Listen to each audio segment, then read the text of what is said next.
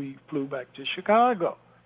And after about 12 hours here in Chicago, it was really a hot day, too. It was 96 degrees. They didn't let me have a drink of water for about 4 hours and no food for the 12-hour period while they were questioning me concerning. Now, when they got me back here, they said that they were going to charge me with soliciting a bribe, trying to sell some document in another case. Of course, that was ridiculous, and I knew what it was all about. And as I bring out in my books, several things happened that were contrary to the Constitution of the United States of America.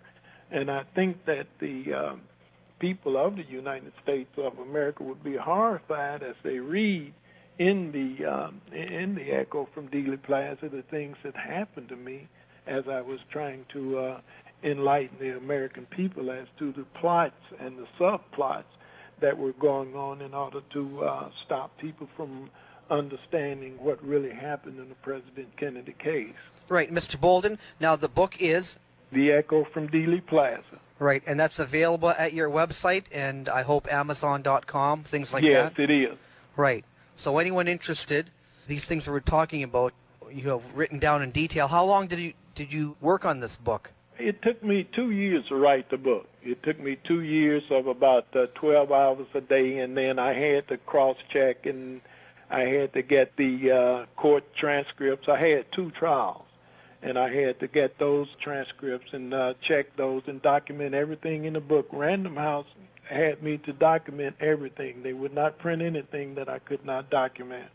And so the book is very well documented. All of the cases, the testimony of the witnesses and what happened is very well documented as the page number, date, and transcript number, so that anybody who wants to look that up for themselves, they can go right to the archives and look it up.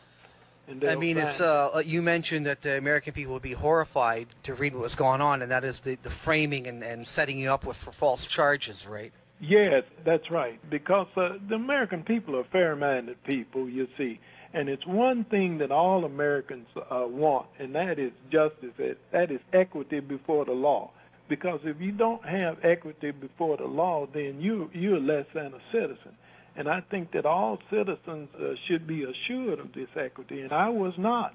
For some reason, I was not granted the constitutional rights, and I sincerely believe it was because I was speaking out on the Kennedy matter. Now, to give you an example, which I bring out in my book, The Echo from Dealey Plaza, I was on trial here in Chicago on a charge of soliciting a bribe and a conspiracy and some other fantastic charge that they made up. At the end of the testimony, after the judge had charged the jury was deliberating. So the judge called the jury out in the midst of their deliberation and told the jury this: in my opinion, the evidence sustains a verdict of guilty on counts 1, 2, and 3 of the indictment. Now, there were only 3 counts in the indictment. Then he sent the jury back in order to deliberate. Now, the Constitution guarantees a trial by an impartial jury. Now, that jury was no longer impartial after the judge gave his opinion. He was actually acting as a juror. And now the jury remains hung, and then we asked for another judge, and for the second trial, and this same judge hears the second trial, the same judge who had said that he thought that I was guilty. Now comes the real intrigue. In the second trial, when the jury began to deliberate, the judge, after the jury had deliberated for about 4 hours, the judge locked my attorney and me out of the courtroom. And the only people who were in the courtroom were government employees, FBI agents, and Secret Service agents, and United States Attorney, and the jury. He locked my attorney, and all spectators, everybody, cleared the courtroom. And I understand from a pretty good source that the judge addressed the jury after my attorney and I were locked out of the courtroom. Now, what he said is a matter of debate, but I understand from a pretty good source that he told the jury, as a matter of fact, that they should find me guilty. And, of course, that would be very difficult to prove because, as I say, only government representatives and officials remain in the courtroom. My attorney and I were locked out of the courtroom when the verdict was brought down. Now, to go further than that, after they convicted me, they sentenced me to serve 6 years in the United States Penitentiary. So I, on June the 29th, 1966, after having appealed to the United States Supreme Court, and that appeal having been denied, certiorari was not granted, I was picked up and placed in a penitentiary. And to make a long story short, I kind of anticipated that the government would take some extreme action against me for the things that I had done and what I had said in reference to the Kennedy assassination. And sure enough, they did. I had to anticipate what the government was going to do to me. I figured that the next thing that they would try would be to try to have me declared incompetent for some reason or another. And that's exactly what happened. When they sent me to the camp in Springfield, Missouri, they first put me in the camp, but I was suspicious of that when they sent me to Springfield, Missouri. Later on, because I had an argument, not a fight, but I had an argument with one of the patients there, and so they put me in the psychiatric ward and tried to declare me insane. Of course, that had nothing to do with the argument that I had, as I bring out in the echo from Dealey Plaza. This was a scheme by some government officials in order to discredit me for the rest of my life by having me declared insane.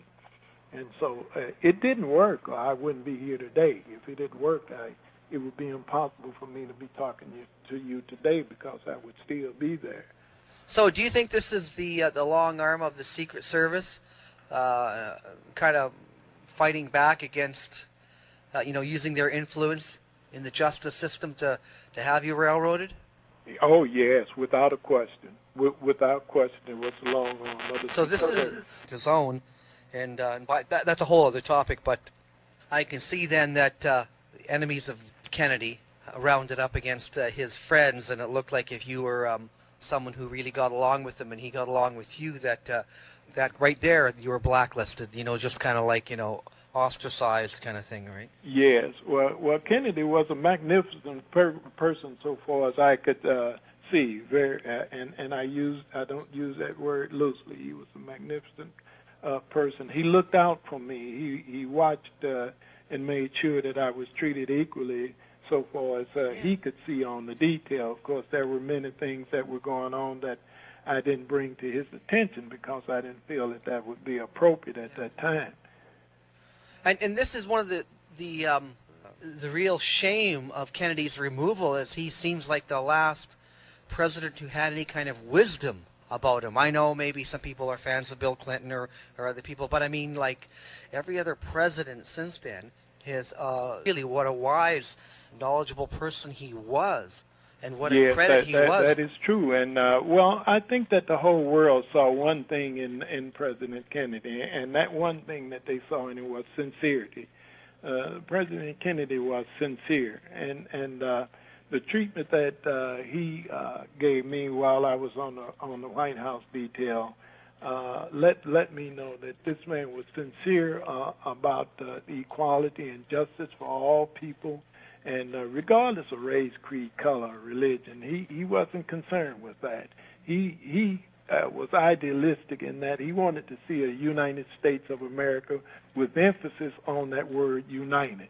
And I think that most of the American people, deep down within them, they want to see that same United States of America, and they long to see a democracy that is fluent and that is working and that takes the needs of all people into consideration, regardless of their heritage or of their background. And this was the promise of America, and we have an opportunity now to lead the free world and to show the free world that democracy can work.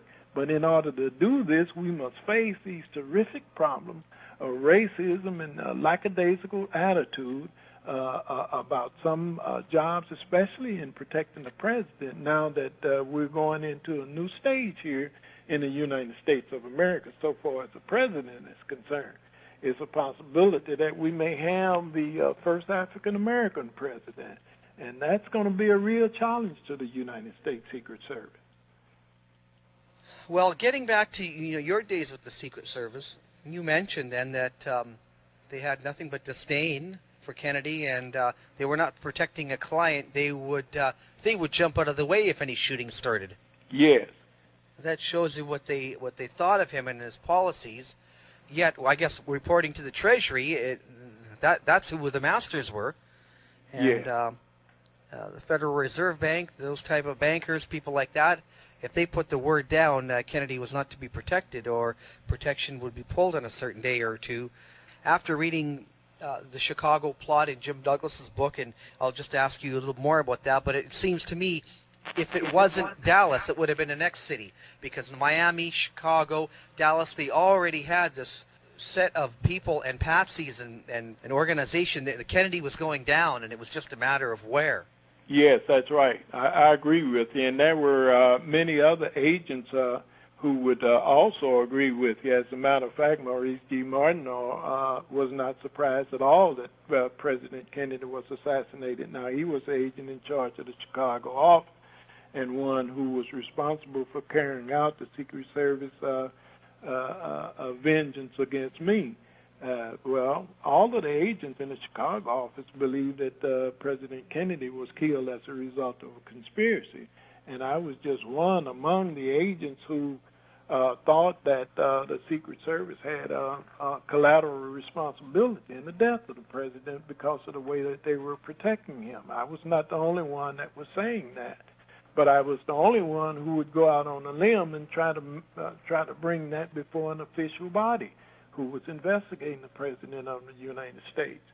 Now, since that time, many of the agents in the Secret Service, they've clammed up. I don't know if they're afraid. I don't know if they've been threatened or what it is. But even to this day, they deny many things that happened here in Chicago. They deny that Martineau received a telephone call. It was supposed to be an anonymous call that President Kennedy was going to be assassinated when he reached Jackson Street and Congress Expressway here in Chicago. That happened in November 1963. We were told that investigation never existed. Now, I just found out lately that before the Assassination Review Board, that Martineau acknowledged that he did receive this telephone call after denying it for so many years. Martineau finally in the 1970s, in the mid-70s, admitted that he received this telephone call. Well, I had been talking about the telephone call since about 1963, but nobody believed me. You understand where this was going? Nobody believed me. Now, Martineau testified, but he went on to say, he caught himself in the midst of his testimony and said, I don't remember the year, I don't remember when it happened, I don't remember the month or the year. Yeah. Well, how can a man be a special agent in charge of an office as big as Chicago and receive a threat that the president's going to be assassinated and he doesn't remember the month or the year? Come on. I mean, if anybody believes me, believes that, I have a bridge in Brooklyn that I sell them real cheap, because here's a man who is a special agent in charge of an office and receives a telephone call that says that the president's going to be assassinated.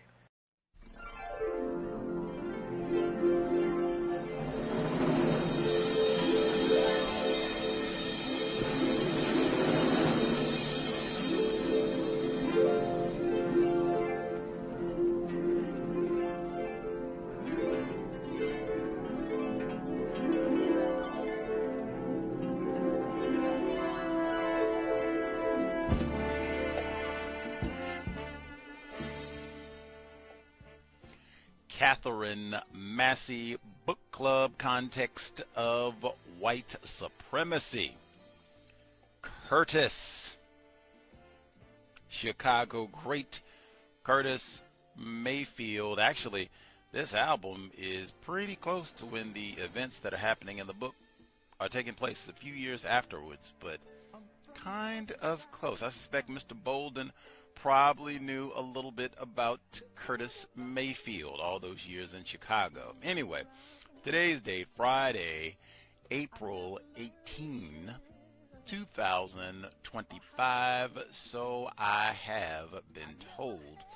We are picking up our fifth session on Abraham Bolden's The Echo from Dealey Plaza, the true story of the first African American on the White House Secret Service detail and his quest for justice after the assassination of JFK. Now, last week, we left off Mr. Bolden about to get up on the witness stand and talked about how different it is to testify when you are being accused of being a no-count, shiftless Negro, as opposed to you are helping out white people and are thought of as a well-behaved, good Negro on the plantation. The audio segment that we heard at the beginning, that was, once again, Mr. Abraham Bolden. He did so many interviews and talking about his experience. Thought it would be mandatory to make sure we get lots of him talking about his lived experience, in addition to some of the brand new information. More files were released this week. President Trump released some of the RFK files, I think MFK files. All these assassinations are linked together. Some of the very same people involved in all of this. Importantly, from that segment, I had said before, Mr. Bolden, victim of white supremacy. I have the utmost esteem for his work, what he went through, but it seems both then and now he has a very egalitarian sense of everyone, including individuals classified as white. He says, you know, American people, they believe in fairness and the correct thing, and I think once they find out what happened, you know, they'll be appalled about all of this. Victims guaranteed qualified. I would just point at, do you think those January 6ers, they hear about some Negro male complaining about white people drinking too much and didn't want to protect President Kennedy and all the rest, we're upset, we're going to defend Brother Bolden. He's about being fair. Hey, I know a whole lot of folks who haven't been taught nothing about being fair. Anyway, but he says that in the book, and he said that in that audio, and that interview is from 2008. So, and you hear that same admiration for Kennedy, and I mean, for sure, if any white person is not racist, it's got to be JFK, for sure. One more time, victims guaranteed qualified. When I said some of the same people are involved in all these assassinations, between last week I looked up Judge Joseph Sam Perry. We had already talked about Ed Hanrahan involved in the assassination and cover up all that of Fred Hampton and Mark Clark. So is Judge Joseph Sam Perry. Like, I was stunned. Like, you just heard Mr. Bolden talking about how Judge Perry was in the first trial. Second trial, he's there too. We can't get a new judge. Assassination of Fred Hampton, we can't get a new judge. Man, you just spend all that time on the bench messing over black people. That's what you do for your whole career from the bench. Man, talk about jurisprudence. Last thing I'll get in, the great Mae Brussels, she mentioned the magazine Computers and Automation from the 1970s. They published a lot about these assassinations, JFK, MLK, RFK, and they ended up talking a lot about COINTELPRO, government, illegal activities in spying on people and all the rest of it. I'm flipping through the magazine, and lo and behold, they have a whole issue on Abraham Bolden. 1971, the case of Secret Service agent Abraham Bolden. Now, I'm not going to read the full report, although the whole thing is interesting. I'm just skipping down to some of the background information. It talks about him growing up in Jefferson City, Missouri, which we already heard. And then it says, even in college, Bolden showed stubborn traits of character that were to get him into deep trouble later. A college classmate has written of him, he may be classified as foolish or as a man of courage depending on one's views.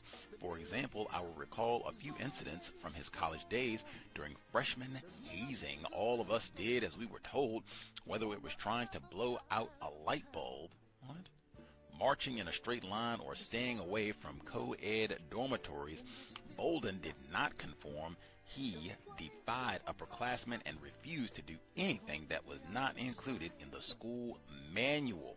Pause for Cedric Wilson. Now, they didn't say nothing about we gonna get boxing gloves and knock you upside the head and bust your chest wide open. They didn't say nothing about all that, but even still, I'm not blowing out no light bulbs, whatever that means. I came here to get an education, not to be hazed and all this other, that you ain't gonna Caleb Wilson me. Now, that's one I'd write on for Mr. Bolden. You ain't gonna Caleb Wilson me. 20th century, 21st century, get away from around here. Hey, come on. Katherine Massey Book Club, Context of White Supremacy, The Echo from Dealey Plaza, audio segment 1.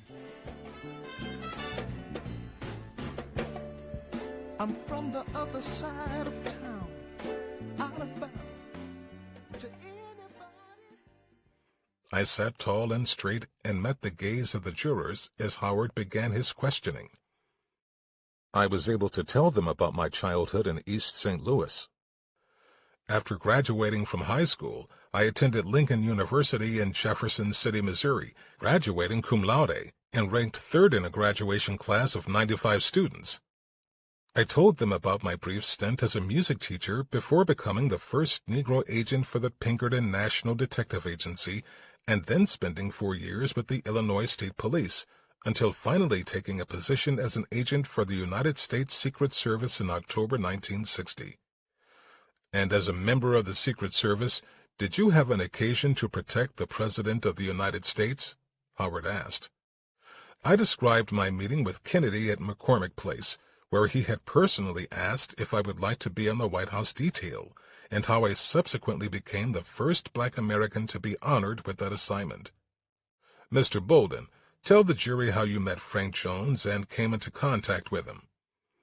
In 1961, I began to take up a surveillance of Frank Jones, who was suspected of passing counterfeit $5 and $10 bills. Following a lengthy investigation, I placed Jones under arrest in 1962 on a charge of passing counterfeit currency. Jones was indicted, but the indictment was dismissed by the United States Attorney. I continued to keep Jones under surveillance until April of 1963, when I again arrested Jones at his home at 6649 Low Street in Chicago, Illinois. During his arrest, we found a printing press and sheets of uncut counterfeit notes. There were also printing inks similar in color to that used to print U.S. currency. We also used a plate used to make counterfeit notes. That case is still pending in federal district court. Howard asked me if I'd had other conversations with Jones after his arrest. Between 1962 and 1963, I had many conversations with Jones. These conversations continued even after his arrest and indictment in 1963. I continued to see Jones occasionally. I recall that in April of 1964, Jones called me at the office and told me that some cameras had been removed from his automobile at the time of his arrest on April 5, 1963. I looked into the matter and found that Jones's allegations were unfounded. I discussed Jones's allegation with Acting Special Agent in Charge Martineau, who told me that Jones was just trying to get out from under the charges against him. When was the next time you heard from Jones? Jones called me at my home on May 10th and told me that he was interested in assisting the Secret Service in locating 3 other people who were involved in the counterfeiting ring with him. I told Jones that I was going away to Secret Service school in about a week, so he would have to work with someone else. I told him that he would have to call the Secret Service office and they would assign some other agent to work with him on the case. And what happened after that? Howard asked. Monday morning, the 11th of May, I went into the office at around 7 o'clock. At about 9 a.m., the Assistant Special Agent in Charge, J. Stocks, called me into his office and told me that he had just received a telephone call from Frank Jones, and Jones wanted to talk to me about his case. I told Stocks that I didn't have time to fool around with Jones, as I was trying to get my case files up to date before I left for Secret Service school. Stocks went into Mr. Martineau's office and told him that Jones wanted to give the Secret Service some information and that I was refusing to go talk to Jones. Mr. Martineau told me that Jones was my case and I had to go talk to Jones, as no one else was available. After talking to Mr. Martineau, I called Jones and set up a meeting with him at his house. I drove to Jones's home on Low Street, and from there Jones and I went to a park located at Marquette Road and Racine Street. During the drive, Jones looked at a fishing book that I had lying on the front seat of the car. He mentioned that the Secret Service had made a big bust over the weekend and asked me if I was involved in the arrest. Jones noticed that one of the addresses that I had written on the back of the fishing guide on May 8th was the same address as one of the men in the newspaper article. When Jones tried to go into more details concerning the names on the back of the book, I took the book out of his hands and tore off the back page. "Why did you do that?" "Because the information was no longer needed," I answered. I had written the addresses of 2 of the suspects on the back of the book when I was about to drive to Melrose Park in order to participate in the arrests of Spagnoli and a man named Arthur Rachel. "What did Jones say to you when the 2 of you were together?" Howard continued. "Jones told me that he was an old man and was afraid of going back to the penitentiary.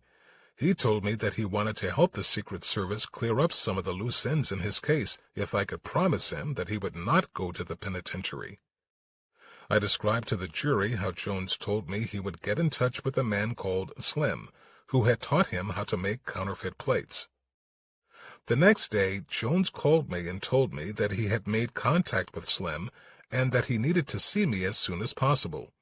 I met Jones, and we drove to a McDonald's hamburger stand on 71st and Vincennes. Jones said that he had met with a man named Horace Foster, and that Foster told him that Slim was still dealing in counterfeit money. I thought that Jones was giving me the runaround, so on May 13th I avoided contact with him. When he continued to call the office looking for me, I told Jones over the telephone that the case was over as far as I was concerned. I told him that I was leaving for Washington and would have no more time to follow up his leads. Next, I explained that Agent Russell had given me an onion skin copy of a summary report and told me to give it to Agent Cross after I had finished with it. I gave it to Agent Cross as instructed. When I left his office, Cross was seated at his desk reading the report. On May 15th, Russell asked me about the whereabouts of the report, and I told him that I gave the report to Agent Cross like he told me to do. Then I told the jury about the lies I had been told by the agents who brought me back from Washington to Chicago. When I was in the U.S. Attorney's office, Mr. Martineau asked me if I had a typewriter at home, and I told him yes. He then asked me if they could check it to see if it matched the typed excerpt, and I told him that "You can check it if you let me call my attorney." I could see that I had the jury's rapt attention. Under Howard's questioning, I denied that I had asked June Turpinus the whereabouts of Sandra Hafford and that she had ever told me where Sandra was located. I confirmed that I had met with Richard Walters after he called the office and asked me to meet him on May 14th. I agreed that Walters was truthful when he testified that I told him that I had tried to use Jones as a stool pigeon and that Jones double-crossed me and tried to set me up. I never told Walters that I had $500 for anyone who killed Jones, I said emphatically. Arthur Dunn, one of the government attorneys, sat at his table throughout my testimony, doing everything he could to let the jury know what he thought of my testimony.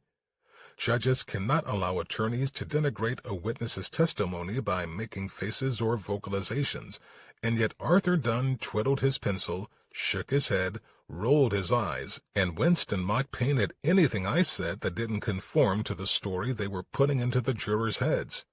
Judge Perry never said a word. After about 2 hours on the stand, I was done with direct examination. Having given it his best, George Howard quietly said, "No further questions, Your Honor." Judge Perry ordered a brief recess before I would be delivered into the hands of Sykes and Dunn. When I walked back into the courtroom to retake the stand, I saw the 2 government attorneys at their table, deep in conversation with Agent Louis Sims, who had been acting as the liaison between the Secret Service and the U.S. Attorney's Office. Sims leaned in close and covered his mouth as he spoke to the prosecutors. I had never thought much of the guy. He seemed to spend his whole time in the office sitting behind his tidy desk, writing in a notebook and sucking on his pipe. In the entire time we'd worked together in that office, I couldn't recall him cracking one serious case, and yet none of the agents in charge ever pressured him to do more, as they did with even the most productive agents in the office. When the rest of us were running around in the icy Chicago winter, chasing down bad guys, Sims sat hunched over his notebook, filling his office with smoke. I knew Sims had been in Army intelligence, and many times I wondered if he was even a Secret Service agent at all. Perhaps he was with one of the other government agencies whose offices were in the same building, such as the CIA. There were plenty of reasons to suspect that Sims's assignments somehow went beyond the usual work of the Secret Service. Sims and the lawyers wrapped things up, and Judge Perry called court back into session. I readied myself as Arthur Dunn approached the witness box. His first line of attack was to ask about the 2 jobs I'd had after college, teaching music and writing background music for a small movie studio. He produced a copy of my security clearance application for the Secret Service and asked if those employers were included on the application, which, of course, they were not. I tried to explain that not only had I worked at those jobs just a few short weeks, but also Fred Brackstrom, the agent who had advised me on my application, had told me to list only significant employers. Dunn cut me off and told me to answer with only yes or no, while the judge shot down George Howard's objections before he even finished saying them, allowing Dunn's assertion that I had lied on my application to linger in the air. I held my ground during cross-examination, never wavering from my direct testimony. I sensed that I had impressed the jury with my testimony and that they found my explanation of my dealings with Frank Jones to be credible.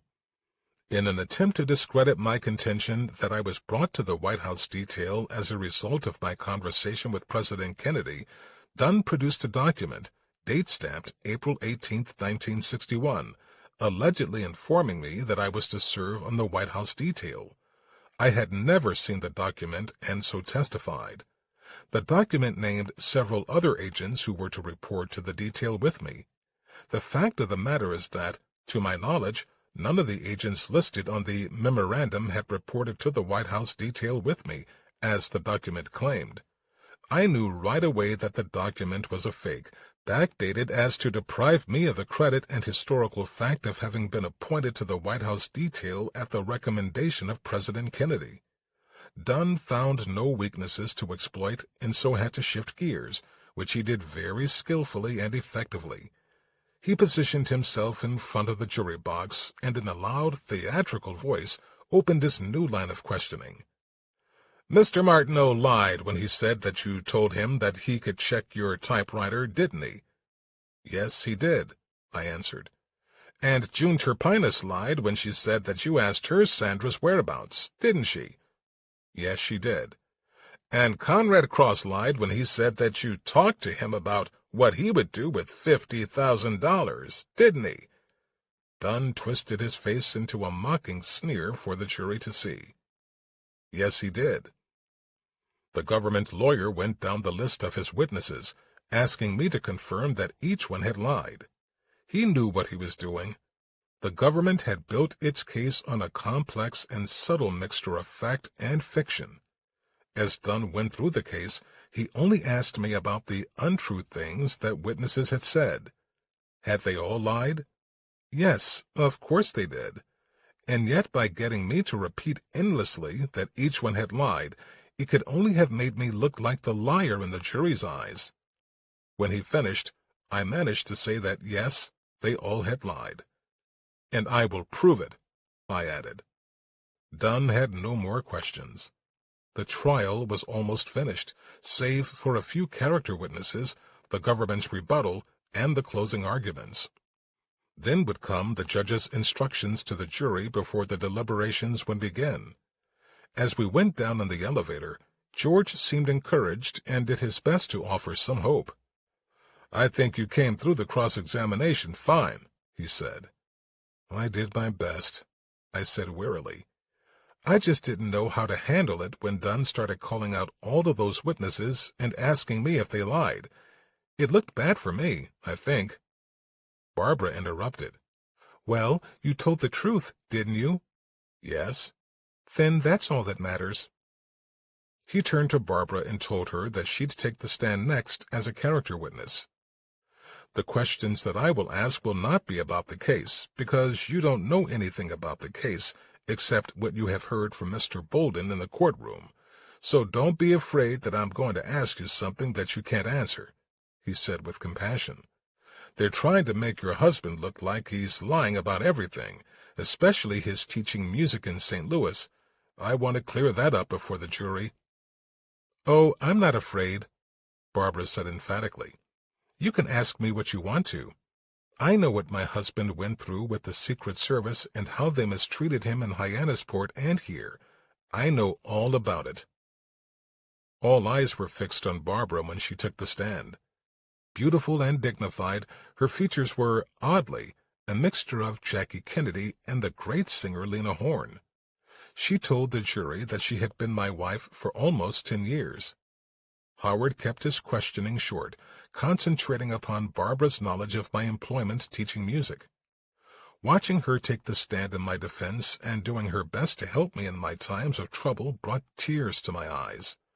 God had truly blessed me with a great wife and mother to my children. The government knew better than to cross-examine her, and when Barbara rose from the witness chair, she walked straight to the defense table, where she placed her hand over mine and kissed me on the side of my face. Everyone in the room watched her walk regally to her seat in the gallery. Judge Perry adjourned the trial for the day. Outside the courtroom, George Howard gushed to Barbara about her compelling presence on the stand. "They were really impressed, and if Abraham wins this case, it will be because of you." Barbara's composure was an important example for me. Chapter 12. Before the jury was brought into the courtroom, the lawyers argued in front of George Perry regarding his charge to the jury. Again, the judge showed his determination to bring in a guilty verdict by the prejudicial language he wanted to use in his instructions, but for once George Howard was able to keep the judge in check. The attorneys agreed on these final matters, and the jury filed into the courtroom for the final phase of the trial. Richard Sykes began his closing statement by reciting the charges against me. He told the jury that the government had proved its case, 100%, and that the combined testimony of the government witnesses leaves no other conclusion that Agent Bolden conspired with Frank Jones to sell a government file to Joseph Spagnoli. There's no other explanation as to how Jones had the information. He added that each time Jones and I had met, I gave him some more information about the Spagnoli case. His voice thick with disdain, he added it all up for the jury. "When Spagnoli called Mr. Martineau on the 13th, who was it that heard about the call? It was Bolden. The minute that Bolden heard that Spagnoli had just called on May 13th, he called Frank Jones and warned him. And when Bolden was arrested by the Secret Service and Martineau asked him about the excerpt, what did Bolden say? I'll tell you what he said. Bolden blurted out, 'If you believe I did it, you can check my typewriter.'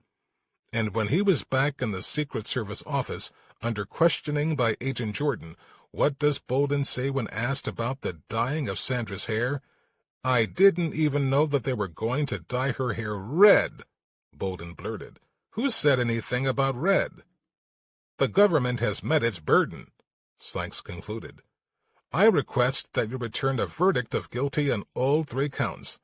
In addition to the main charge concerning the sale of the file, there was an obstruction of justice charge and a conspiracy charge.' One could easily believe that Richard Sykes honed his courtroom theatrics by watching lawyers in movies, but George Howard seemed to be infused with the spirits of the Sunday preachers from the black churches of America. When his turn came, he stood slowly and walked to the jury box, where he placed both hands on the railing and turned his eyes toward heaven. "Cain slew his brother Abel," Howard began. "He slew Abel because he was jealous of Abel's relationship with God, not because Abel was guilty of anything. Agent Bolden was given the summary report by Agent Russell and instructed to read the report and give it to Agent Cross. What does my client do? He reads the report and does what he was instructed to do. He gave it to Agent Cross, and Agent Cross has admitted that he received the report. The report has not been found. Jones is the only person who says that my client had something that looked like the report, but my client's fingerprints aren't on any of the evidence that the government presented in this trial." The attorney's voice rang clearly through the courtroom. "My client spoke directly to Joseph Spagnoli at the Secret Service office, and Spagnoli testified that Bolden didn't ask him for one dime. Who was it that asked Spagnoli for money? It was the felon, Frank Jones, whom my client arrested for committing crimes against the government, and who was awaiting trial on a case brought against him by my client. My client denies that he heard that Spagnoli called the Secret Service on the 13th of May, as testified to by Agent Russell. Bolden's calls and meeting with Frank Jones were requested by Jones and were official business.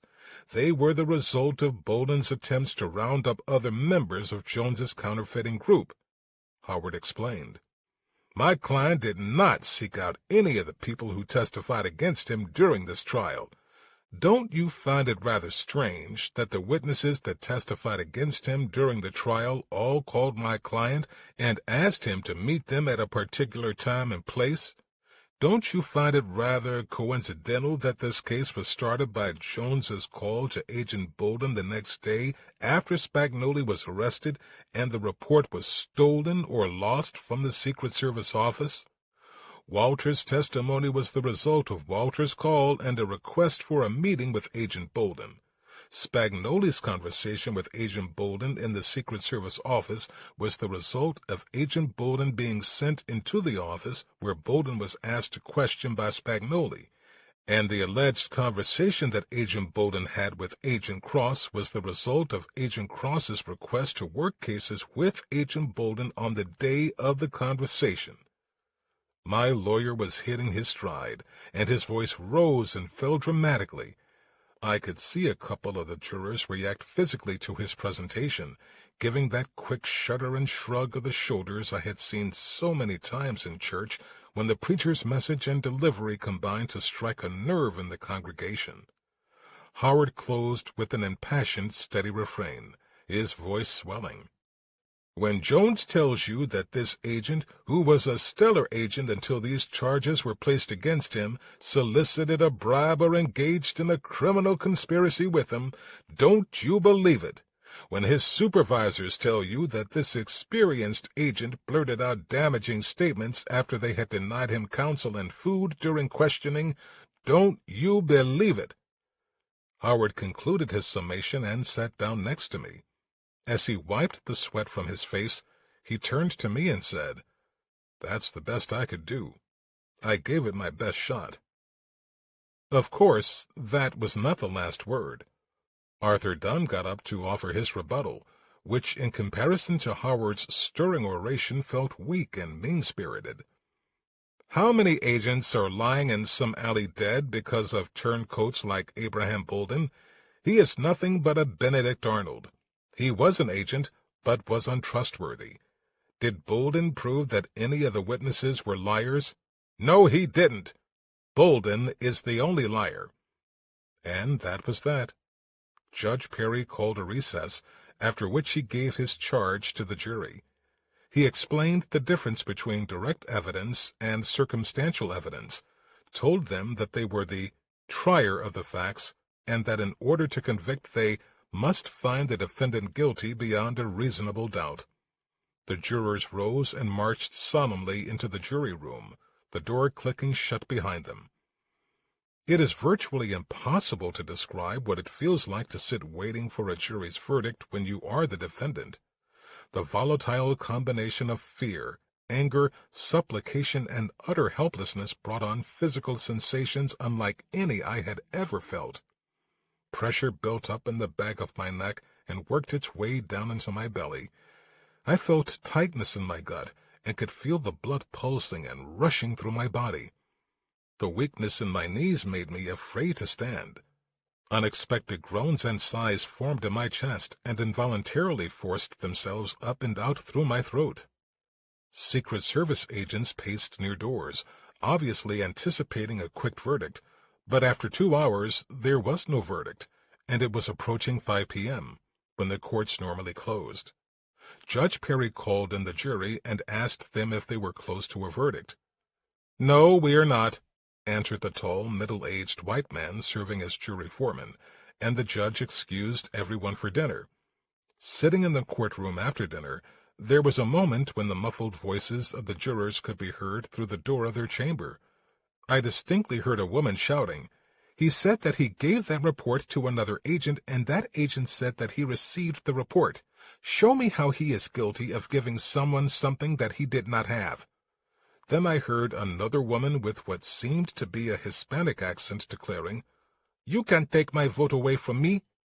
It seemed like I had at least 2 jurors pulling for me. I asked George Howard if he had heard the same thing, and he immediately put a finger to his lips to quiet me. "Shh! Don't let anyone know that you heard that.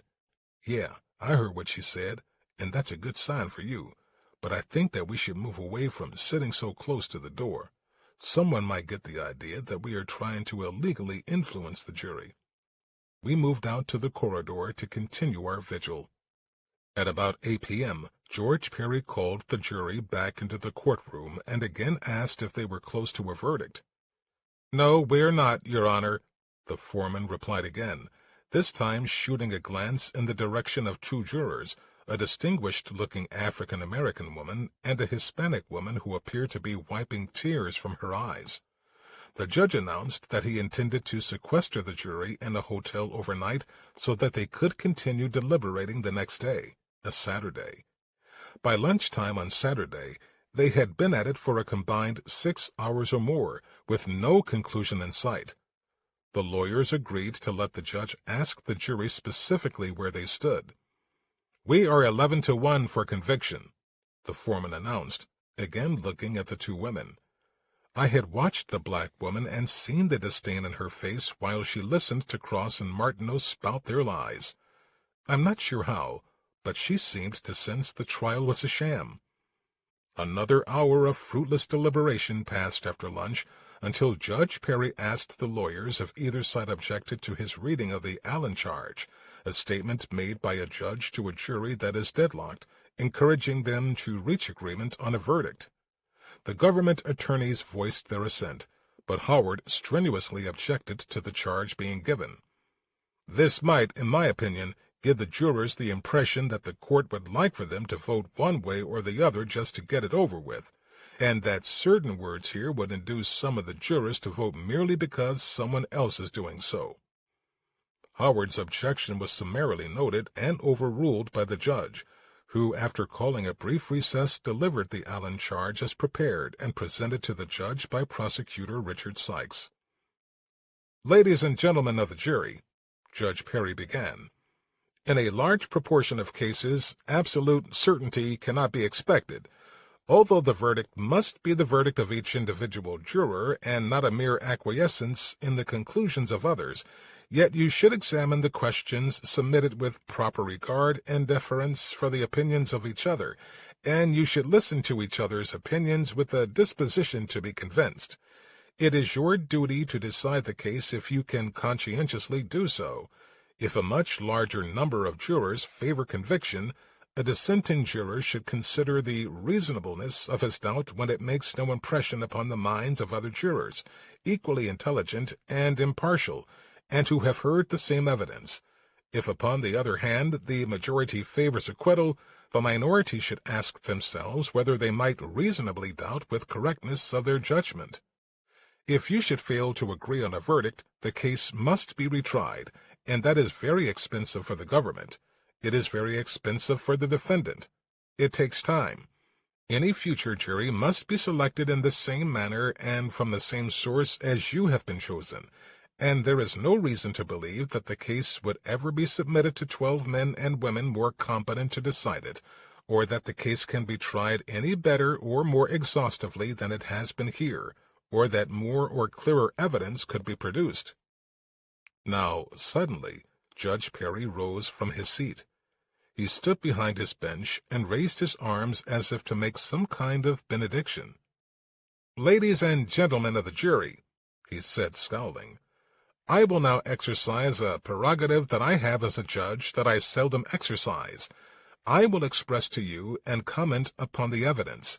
In my opinion, the evidence sustains a verdict of guilty on counts 1, 2, and 3 of the indictment." His face grew red and his breath came hard and fast, as if he were exerting himself. The judge then went on to tell the jury that they could disagree with him if they chose to do so. "Now, with that in mind, ladies and gentlemen, you may now retire and reconsider the evidence in light of this court's instructions," the judge concluded. I turned quickly to George Howard to ask what was going on, but Judge Perry glowered at us, his face contorted with rage. It was clear to every soul in that courtroom that this federal district judge wanted me convicted. He sent the jury back into their room, from which we could hear shouting, and even some crying, for the next hour, until they returned and the foreman once again announced that they were still deadlocked, 11-1 for conviction. The lone holdout, Mrs. Anneby Hightower, sat still and quiet, her jaw clenched and her arms folded across her chest. The jury foreman told the judge that the party who was holding out for a not guilty verdict definitely will not change her mind. The judge was obviously disappointed at the decision, and without the usual formality of asking the government attorneys whether or not the case would be retried, said, "Ladies and gentlemen of the jury, I thank you for your services here, and now that the foreman has stated that the juror has definitely stated that she will not change her mind, I have no recourse left except to declare a mistrial. I now discharge the jury with my appreciation for your services. Now the case is again set for Monday, August 3rd, for trial. I will call another jury and set it on that day for trial unless somebody can convince me that there is some tremendous hardship involved. All right, the court now stands adjourned. Thank you very much." Outside the courtroom, we were blinded by the glare of television lights. Sykes and Dunn were already giving interviews when George Howard caught the attention of the reporters. Judge Perry brought the jury out after it had deliberated for some time and made a statement that the evidence sustains a verdict of guilty. That statement was highly prejudicial to my client and a reversible error, he said forcefully, meaning that the Court of Appeals would more than likely have reversed the decision of the jury and ordered a retrial if I had been convicted. Howard positioned himself to shield Barbara and me from the press as we made our way to the elevator and out of the building.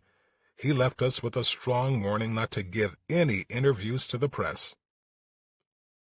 Later that evening, we sat down to watch the news. Mrs. Hightower, the jury holdout, neatly dressed and speaking with the diction of a well-educated woman, ably defended her stance. "They have nothing on that agent, as far as I could see. The whole thing seems like a made-up case to me. I sat there through the whole trial, and his race had nothing to do with how I voted. I went by the evidence as it was presented by the government, and they did not prove their case beyond a reasonable doubt. He did as he was told to do with the report, and nobody showed me that he ever had any report to sell," she said adamantly. "I'm not going to take the word of 2 confessed criminals over the word of that agent." Attorney Sykes and Dunn filled the screen next. Richard Sykes told the reporter that the government would have had a conviction had it not been for the Negro woman juror. "She has a son who is an agent with the Internal Revenue Service," he made sure to add. The next interview astonished me. There was Judge Perry himself, dressed in his black robes and sitting comfortably in his chambers, chatting for the cameras. The reporter asked if it was unusual for a trial judge to express an opinion concerning the defendant's guilt to a deliberating jury. "I didn't say the defendant was guilty," Judge Perry answered. "I said that the evidence showed that the defendant was guilty."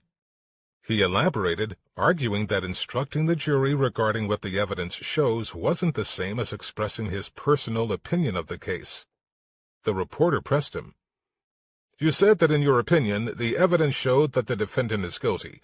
Even though you told the jury that they could disagree with your opinion, weren't you usurping the duty and purpose of the jury and thereby becoming a juror in the case yourself?" "No, I was not," Judge Perry insisted. "As a federal judge, I have the prerogative to comment upon the evidence to the jury, and I exercised that prerogative. It was not my personal opinion of his guilt that I expressed, but it was my opinion of what the evidence showed." "Well, Your Honor, respectfully, I don't see the difference in the two when it comes to the influence that you have as a federal judge over the minds of the jurors," the reporter said. "Is that prerogative used often in the Seventh Circuit?" "No, it is not, but we do have that prerogative whenever we deem it necessary to apply." As soon as the interview ended, I phoned George Howard and started railing about Judge Perry. "Yeah, I saw him too," Howard said. "I'm preparing motions for a change of venue and a substitute judge. I'm also filing a motion for a continuance, which will probably be heard in a week or so." I was filled with indignation. "We really do need another judge.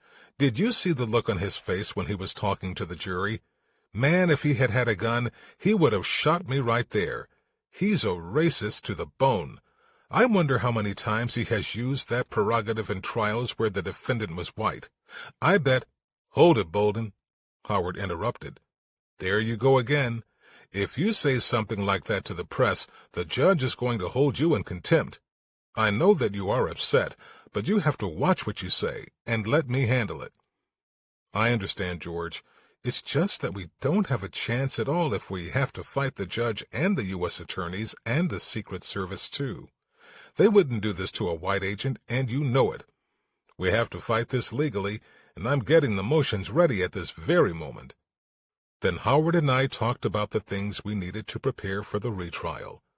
I hung up the phone and exhaled long and slowly, for what seemed like the first time in days. I was tired to the bone, but I knew I'd need strength. My ordeal hadn't ended that day. It had barely begun. Chapter 13. I took advantage of a couple of nice sunny days after the trial to decompress and to get our house back in order. But the second trial loomed, and we had a lot to do. I needed to find that young man I had talked to on the morning of May 9th as I was headed to Melrose Park to arrest Arthur Rachel and Joseph Spagnoli. He had seen the addresses on the back of the fishing guide before I talked to Frank Jones. Jones had testified that I had written the name, while he watched, for the purpose of sending him to see Spagnoli, but this young man could help us prove that Jones had lied under oath. I also needed to confirm Agent Cross's relationship with the real estate agency and that he had been dealing with them around the same time he lost the report. On July 21st, I put on a suit and tie and visited the Dwyer Real Estate Company, which was just around the corner from my home. I explained to the secretary there, a young black woman, that I was on trial in federal court and that one of the issues in the trial was whether or not Agent Conrad Cross had visited their company, and if so, what business had been conducted. "Yes, I remember you coming in with him," she answered politely. "You're that agent who was on trial, who used to be with President Kennedy, aren't you? I'll see what I have on file." She went back to her desk for a few moments before returning with an index card with the name Conrad Cross written across the top. "I think this is what you're looking for." The notations on the card were perfectly clear, showing that Cross had visited the office on the morning of May 11, 1964, and inquired about a tavern for rent. The card indicated that Cross wanted to take over a tavern somewhere between 79th and 63rd Streets in Chicago. "I need a copy of this," I told the secretary. "I can't do that," she said. "I can't give you a copy of our records unless the owner, Mr. Dwyer, says it's okay.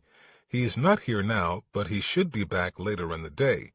You should stop back by later this evening, and as soon as he comes in, I can give you a call if he says that it's all right." "Okay, but don't let anything happen to that card. Here's my attorney's telephone number," I added, writing the number down for her. "You probably will hear something from my attorney. Thanks a lot for your help." I went straight home and phoned George Howard, excitedly telling him the great news. Howard acknowledged what a good break it was for us, but he wasn't pleased that I hadn't gotten a copy of the card.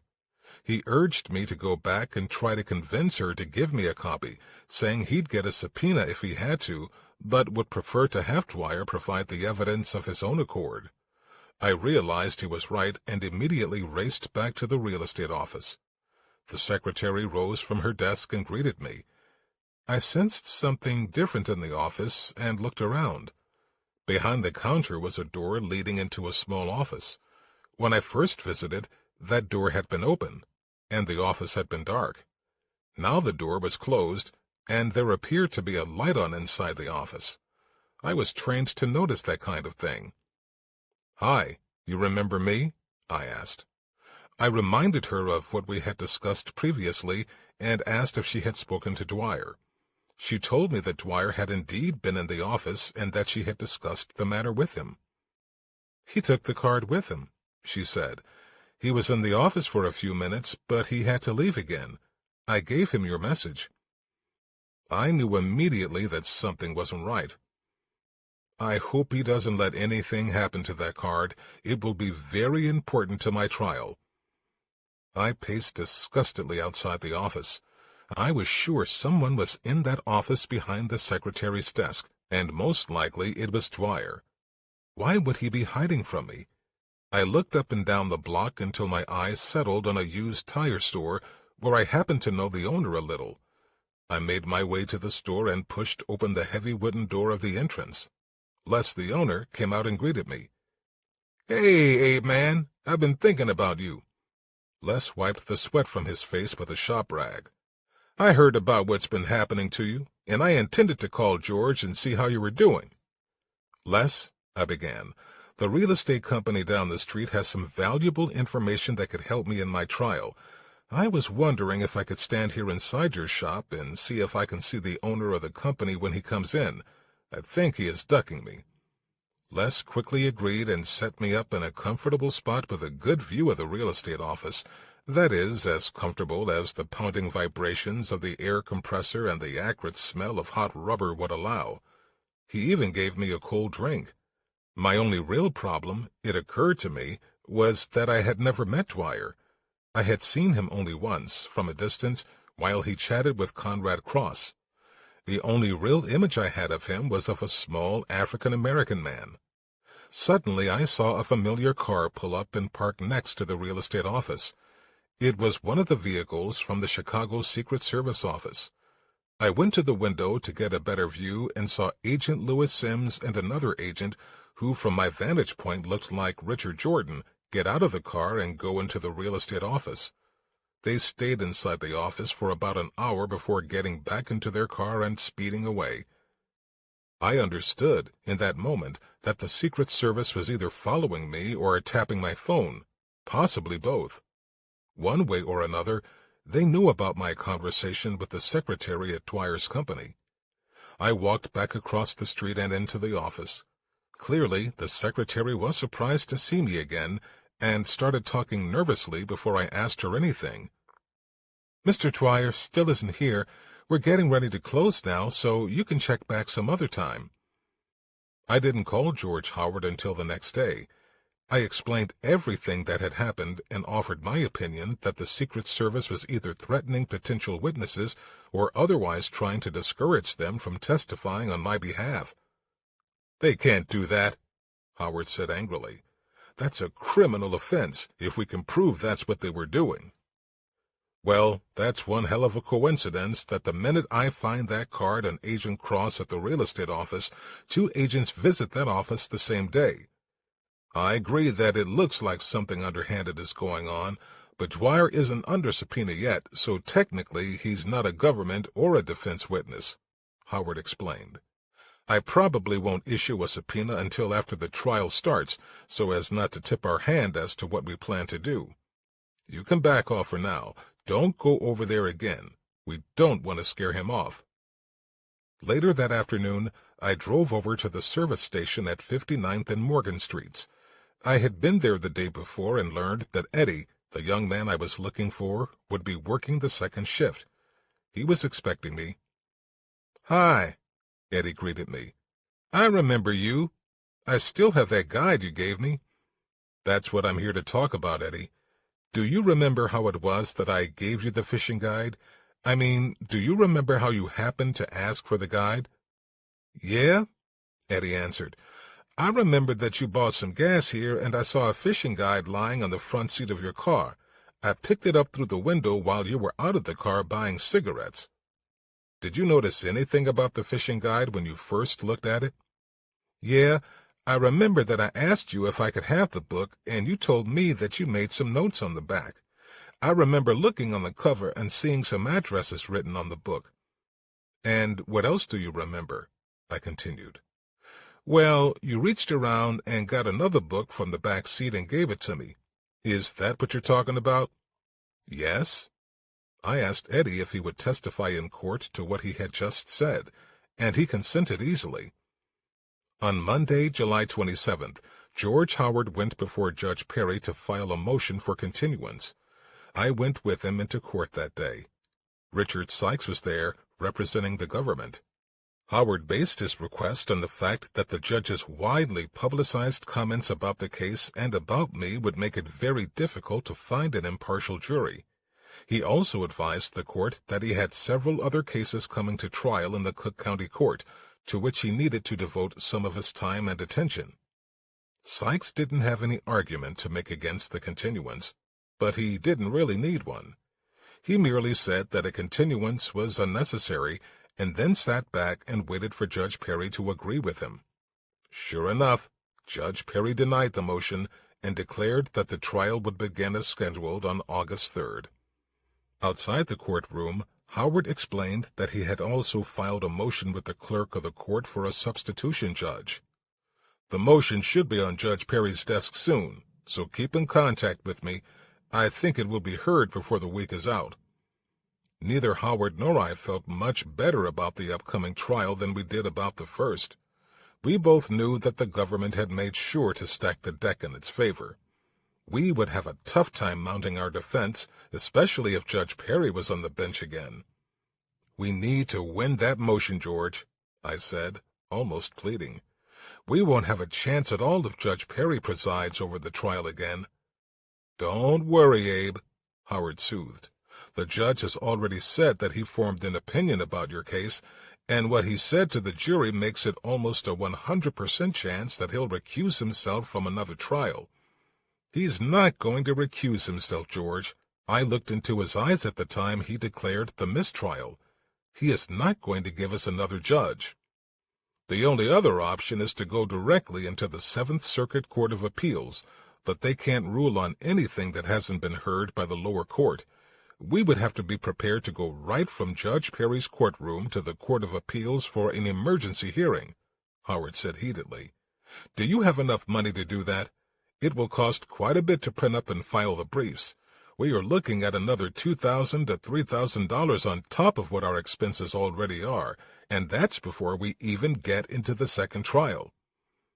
"I can't get my hands on any more money," I answered ruefully. The need here is always for more.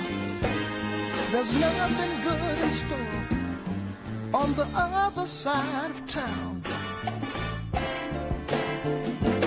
Oh, baby,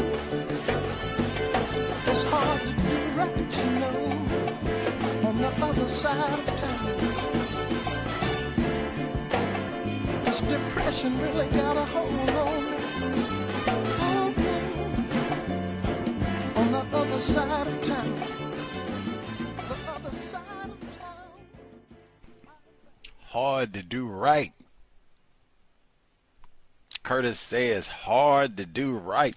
Really, when I heard that, wow. We were not supposed to talk on the context of white supremacy. We were going to play Curtis Mayfield. That's what we did for the first 3 weeks. We just played Curtis Mayfield. Unfortunately, substantially more is needed than just listening to Curtis Mayfield. But I do remember, oh yes, there was constructive thought. Curtis Mayfield, other side of town. But it's hard to do right. Abraham Bolden, it's hard to do right. On the other side of town. That's this whole book, trying to do justice. A la Fuller. I'm going to work for the Department of Printing, Bureau of Printing and Engraving. President gets assassinated. It's terrible. In fact, even before that, let's be professional. Let's cut out. We don't want to do Mad Dog 2020 all day, all night long. I'm not going to get me some stuff tonight. I'm going to take my job serious. I'm going to take safety serious. Sober. I'm going to be a teetotaler. President get killed. Hey, we need to take our responsibility, man. I told y'all. Out there drinking Mad Dog 2020. Now look at you. Brains all out in the street. Hard to do right. On the other side, that's all you're doing in the whole book, trying to do the correct thing. Spike Lee, trying to do the right thing. And I thought about it, Frank W. Jones. Even Agent Cross. It's hard to do right. On the other side of town. Remember, I forgot black man because he was from last week, but illiterate, old black man. Even Mr. Bolden, they bring this old illiterate black dude. He can't even sign. They said, "Dang, you signed a whole statement, affidavit, your sworn testimony. You put your signature on it, and you can't even read. I can't even sign. I just put X down, man. I'm privileged black male. What I'm gonna say?" Mr. Bolden said, "Hey, it's hard to do right." On the other side of town, hey, you can't even read sometimes. On the other side of town, man. And Curtis from Chicago say, depression really got a hold on me. Oh my goodness. Now that song is over 50 years old. Isn't that Negro culture?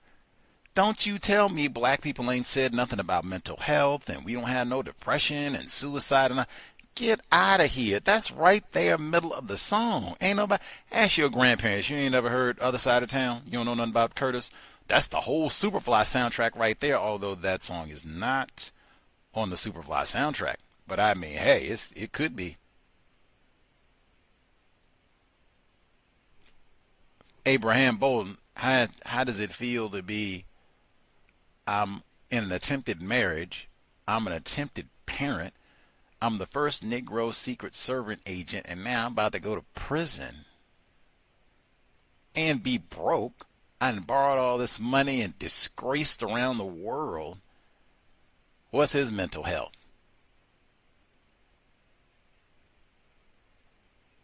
And they put you in an insane asylum. Wow. Woo. Anyway, Katherine Massey Book Club. We will get back to it. Broke Abraham Bolden. Borrowed all the coins and nickels that I can. Can't get my hands on one more nickel. That is where we will resume at in Chapter 13, The Echo from Dealey Plaza. The number, 605-313-5164. The code, 564943 pound. Press star 61 if you would like to participate. Number again, 605-313-5164. The code, 564943 pound. Press star 61 if you would like to participate, the email untiljustice@gmail.com, untiljustice@gmail.com.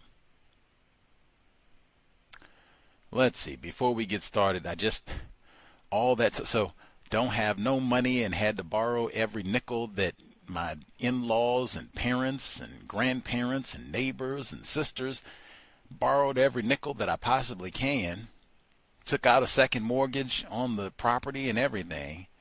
He said, man, we have got to get a new judge. We cannot have Judge Sam Joseph Perry one more again up here on the bench. We got to do everything that we can to get a new judge up here giving out his opinions and what have you. We just can't do it again. You're going to do it again. And what I thought was, now imagine Fred Hampton, Mark Clark. Now, this trial, all that we're going through, this here, 1965, sure memory is correct, 64, I think. I'll go back and get my date correct. At any rate, they're going through this trial here. Even if it is 65, Fred Hampton is not assassinated until December 1969, so that's some years down the road, right? But even still, if I'm in Chicago and I'm paying attention to any of this, like any of this, and you see, oh, Ed Hanrahan, and Judge Perry, wow, he gives it, and even the news and reporters, they have to go and inquire, like, dang, this is 64. I got it back. Sorry, 64. Okay. So we're about 5 years before the assassination of Fred Hampton. So the news reporters go and ask him, is that normal? You go and give your opinion and all that? Really? If you see all this happen in Chicago, and then Fred Hampton, Mark Clark get assassinated, and we're going to go to court, police did this is wrong, COINTELPRO, and you all ought to pay, and Judge Perry is it, and even before that, Ed Hanrahan is involved in the raid. Like, what? You go to court to get remedy, and it's Judge Perry. Is he going to do that? In fact, I'd have to look now. Did he do the same thing? When it was time, we're going to investigate how Fred Hampton and Mark Clark died. Did he do the same thing? I got to just, pardon me, brothers and sisters up here in the Windy City. I just want to just give me 3 minutes. They got some worthless Negroes now. I mean, that Obama coon is coming down the pike, and I mean, don't get me started on no Jesse Jackson. But I just want to take 2 minutes here. I mean, we done spent a whole lot of money on these Panther coons, and I mean, come on, y'all, really? We gonna pay them? Really? That's all. Thank y'all, and I appreciate y'all being kind for listening. I'm gonna go on and sit down, and y'all deliberate this thing out. Thank you. Come on, and Ed Hanrahan, the same. That's why I said it's the same white people, even at all levels. When you look local system, national system, international system, it's the exact same white people that are involved in many of these plots throughout a good 20-year period, sometimes even longer than that sometimes. Absolutely. That again, that right there, oh my goodness. If I had like offspring in Chicago, Ed Hanrahan might be a lifetime project. Like, now how many different black people did he devastate? How many different lives did he touch throughout generations of Negro Chicago? Same thing for Judge Perry. How many? 40 years, nigga, boom. 50 years, nigga, boom. 6 years, Bolden, boom. Should have been longer, boom. How many generations of black dudes, and don't give me that, my man John Burge, how many generations of black people in Chicago, this is what they got? Legal arm of white supremacy. That's what I mean. Local pride. I mean, Margaret Burroughs, phenomenal. Certainly Dr. Frances Cress Welsing, Rekia Boyd. It's an endless, like John Burge, I just said, it's an endless list of names and events that you should know for Chicago history. We certainly have done our part packing them in, even from the book club, but oh man, for sure, Ed Hanrahan, Judge Perry, those two, I mean, you should go back because you can go and look at some of the cases, the transcripts, like, oh my, see, have any college students, University of Illinois, have they looked at their record of jurisprudence? Like, oh my God, do you see how many decades of time they've given out to niggers? That sort of thing. Most studying. Might have to see it. Do they have biographies on these people, Mr. Hanrahan? Or have to see. More reading. Let's see. Folks who dialed in with a hand up, if you have commentary to share. Let's see. Shamika Harris, retired firefighter, should be with us. I'll nab other hands.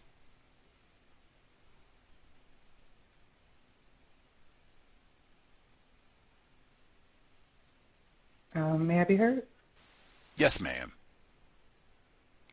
Okay. Evening, everyone. Thank you for allowing me to speak. So from session 1, was a part, he said, here I was about to defend myself against accusations made by the very bad guys I have been chasing all those years, and yet I found no bitterness or even real anger towards Frank Jones and Joseph Spagnoli. They were my accusers, to be sure, but they weren't the brains behind any of it. Jones was facing his third conviction and the likelihood of a life sentence, and I'm sure he was just doing whatever he thought he had to do in order to save himself. I knew I probably would have done the same thing. Somehow I don't think that's true. Also, he said, no, the real villains were my own colleagues and peers at the Secret Service. And he said the agents themselves, sworn to uphold and enforce the laws of the country as I was, had engineered this masterly plot and made it possible. I just thought it was super important that Mr. Bolden acknowledged that the real villains were the people at the Secret Service, not Frank Jones or Richard Walters. That was the illiterate black male.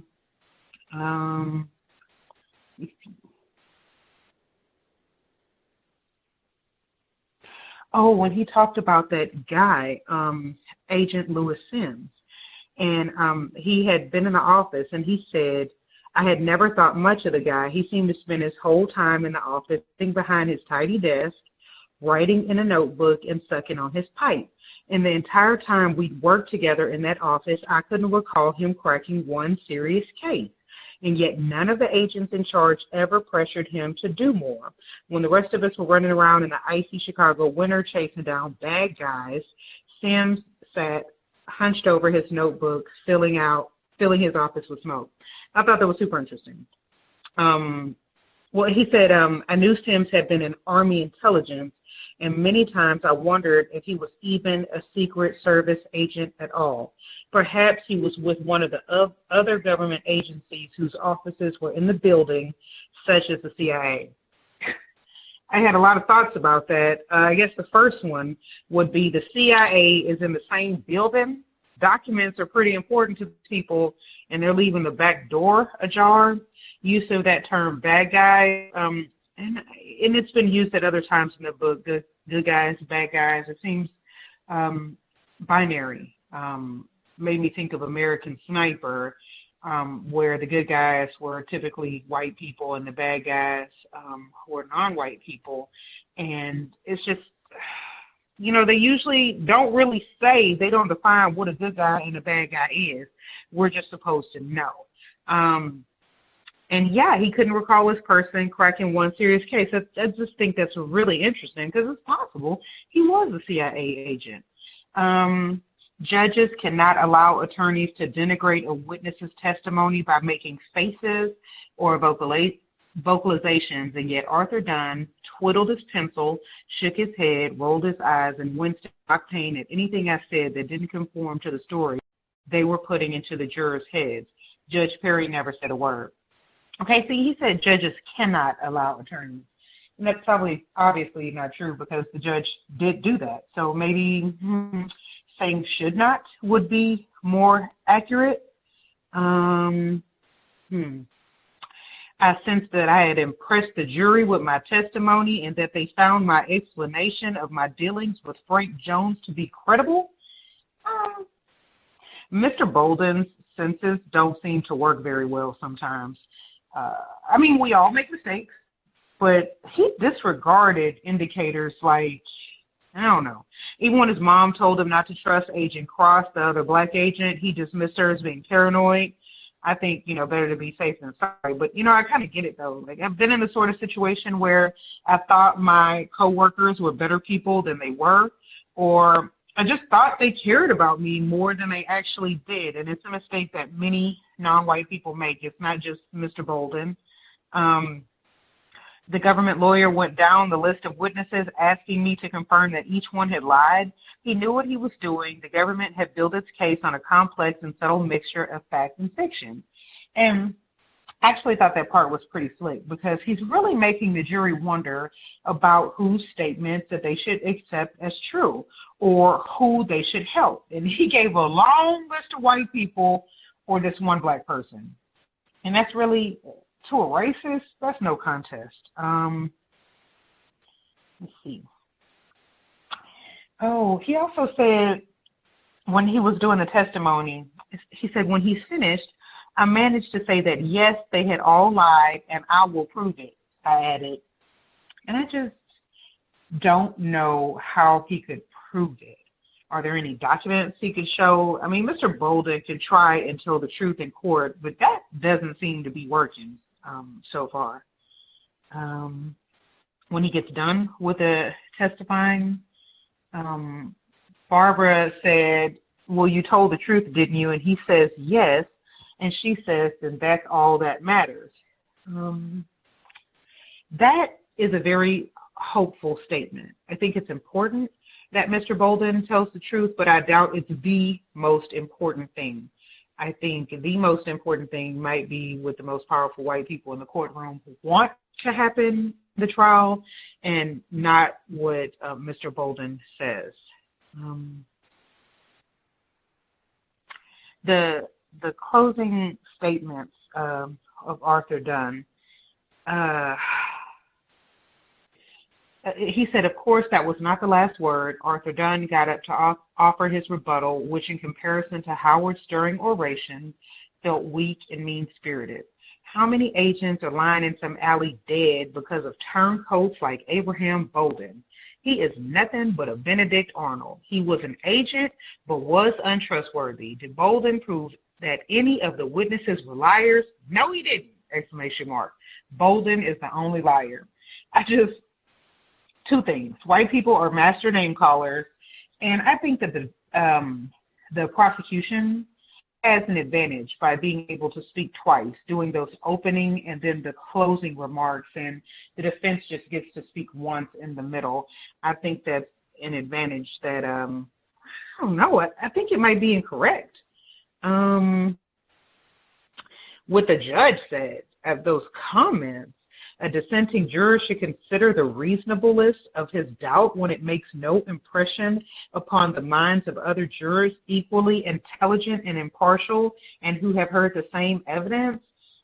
What if the other jurors are not impartial? I mean, these are white people. They could be practicing racism. That's just,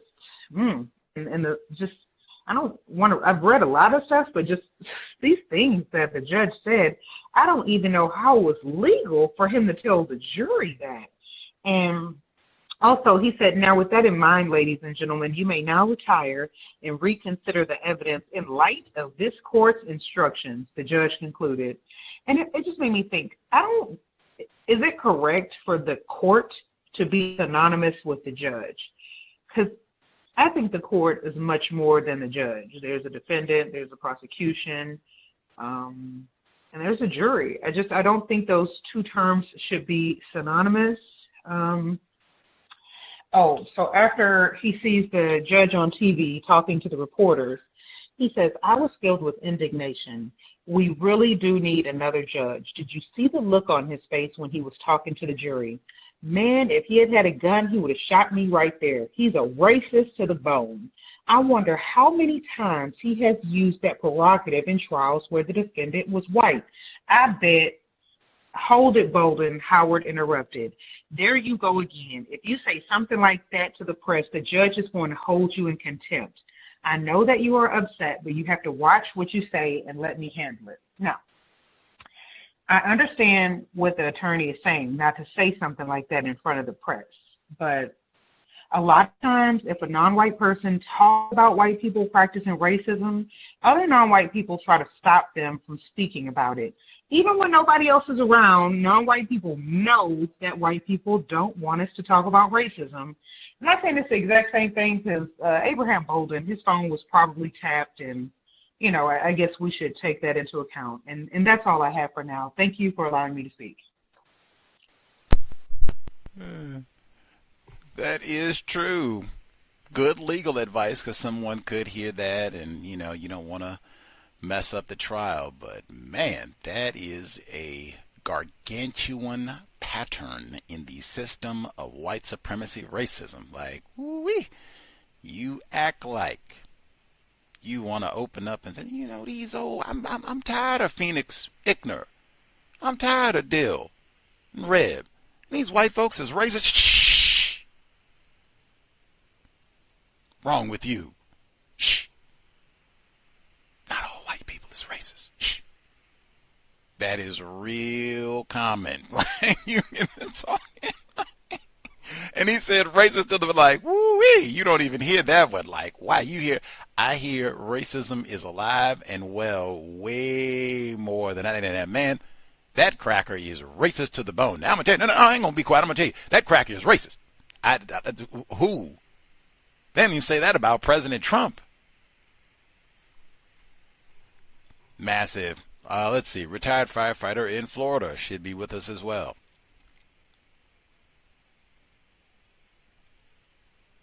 Greetings, everyone.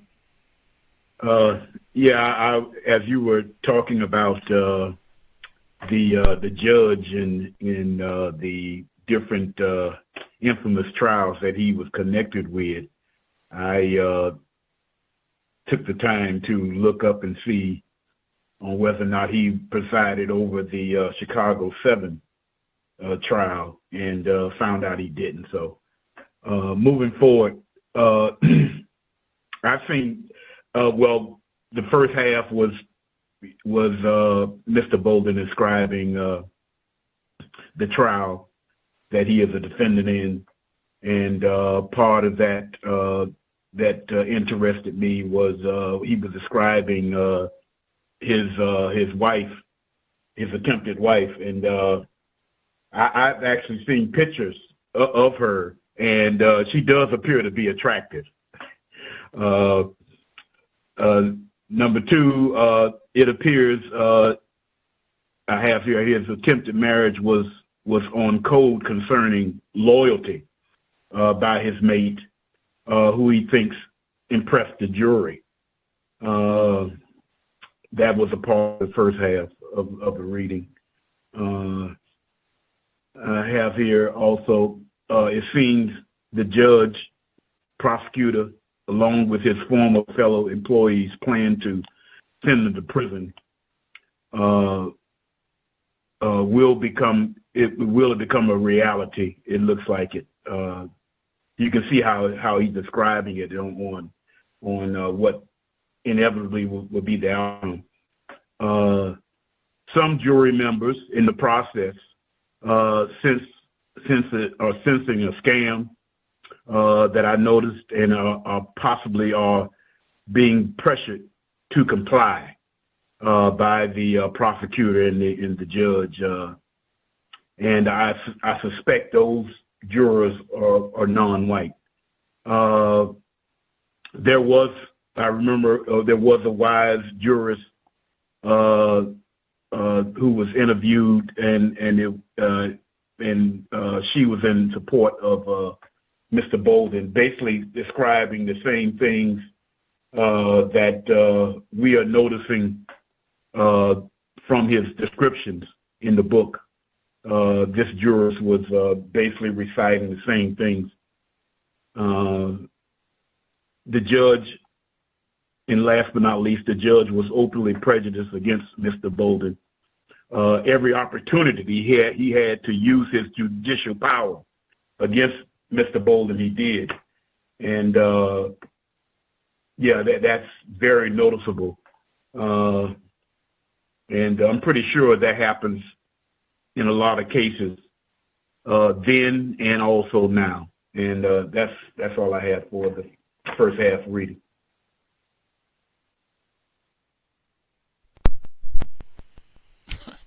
Much obliged. Retired firefighter in Florida. I'd love to see like the record of what cases Judge Joseph Samperi, what cases he did officiate over his long tenure on the bench in the Chicago area. Just, what other, there's so many important cases. Even I was continuing to look while we were rolling. This is from 1959, so about, 6 years or so before all of this.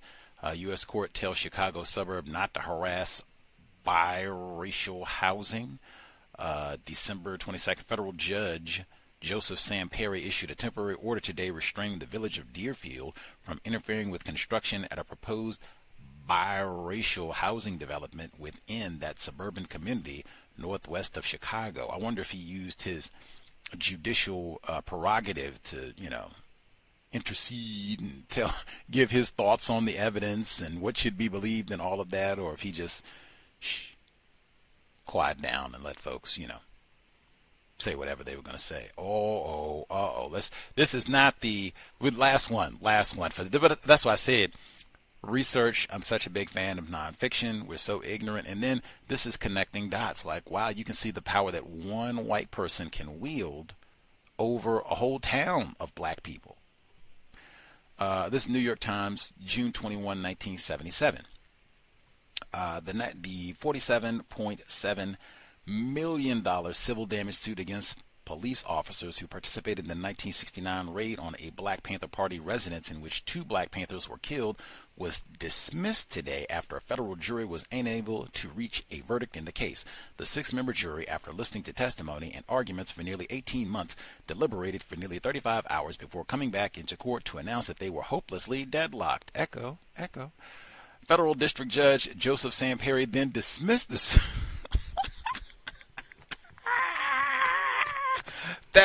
So that is kind of the exact same thing. That is kind of like, forget all this. I just make the, I'm going to decide. I got it. What in the world? That's so clowning. That is so, man, wow. Federal District Judge Joseph Samperi then dismissed the suit against the 7 police officers. 7. The judge said that the survivors of the December 4, 1969 raid and the relatives of the 2 men killed in it had failed to sustain their burden of proof in the case.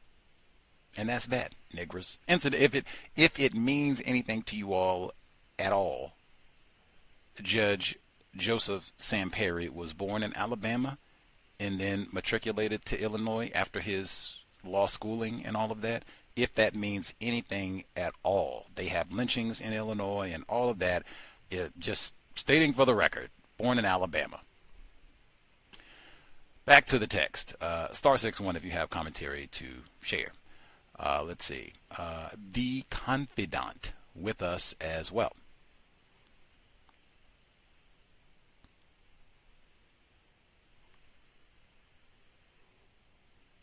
Not hearing you if you're chatting. Maybe you're muted or your microphone is not.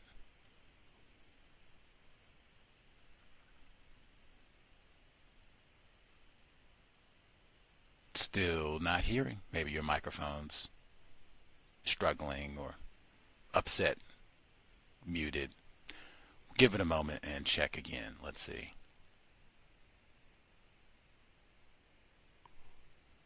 Nope, still not hearing. Wacky. Let's see. I'll share a few thoughts and then double check. We'll let you know when I'm able to hear. Let's see. I'll get some of my notes in as we proceed. There are lots of articles in just in terms of research. Even if you don't want to research Judge Perry, there are so many articles in the Chicago Defender and Chicago Tribune on Mr. Bolden specifically. They have pictures of they have pictures of Frank W. Jones, which I said last week. You can see Judge Perry too if you want to. But you can see his wife Deborah. But they have so many articles that talk about this case and different updates over the years, and then how this relates to the JFK assassination over the years. Very interesting. And like I said, the Chicago Defender, they did a brilliant job covering this case. They had been covering Bolden before the arrest, and then they continued to follow this case afterwards for years. So there's lots of great information if you are interested in researching. Okay, going back, get some of my notes here back up to the beginning, then we'll check for the confidant as well. Wow, I've got really far into the text. Okay. Okay, got to last week, went too far. Okay. I knew right away one more. Judge Perry never said a word. About 2 hours on the stand, I was done with the direct examination, giving it his best. George Howard quietly said no further questions. Now see, white people even know when to speak, when not to speak. Judge Perry said, I might not say anything now, but when I do speak, the Negro Panthers better remember that too. Let's see. I saw two government attorneys at their table, deep in conversation. Oh, this is Miss Harris already read this portion. I thought the same thing. Like, wow, this Agent Sims, maybe he does work for the CIA. And in fact, especially when he said that Agent Sims, he would sit at his desk, he wouldn't do nothing. They hound everybody else and make them go out in the snow and the cold and do these arrests and shake down Frank W. Jones and all the rest of it. They didn't do that with Agent Sims. He just sit at his desk and tap his little pipe. And man, as soon as I heard that,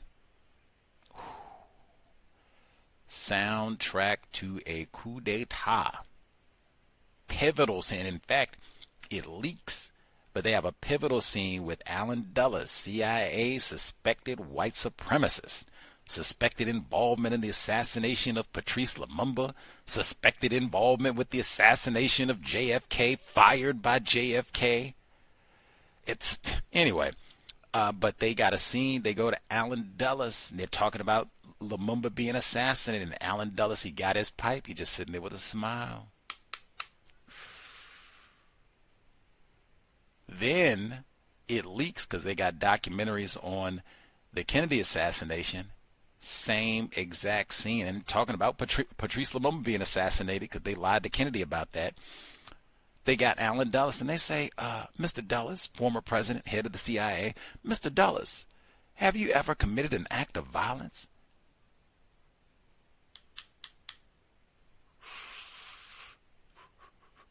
Welsing moment. Nope. Take another puff. Phallic symbol. Got his black pipe. That's what I thought of. Like, got old Agent Sims. He's just sitting there. I'm going to get that nigger. Castrate him good, too. I'm going to get that nigger. Let's see. When they do all this talking about, he said that Kennedy had appointed him to the White House. And, oh, no, we got the documentation right here. And he said he looked at it. He said, I'd never seen this. I knew right away the document was a fake, backdated so as to deprive me of the credit and historical fact of being appointed to the White House. Man, that's what I mean. We cannot play white people cheap. Meaning, hey, they can go, and we've heard that a few times now, like, whoa, we can go get fake, and I'm putting that in quotes, fake Secret Service credentials, but they're not fake. We got access to the Bureau of Engraving and Printing, so this is the real thing.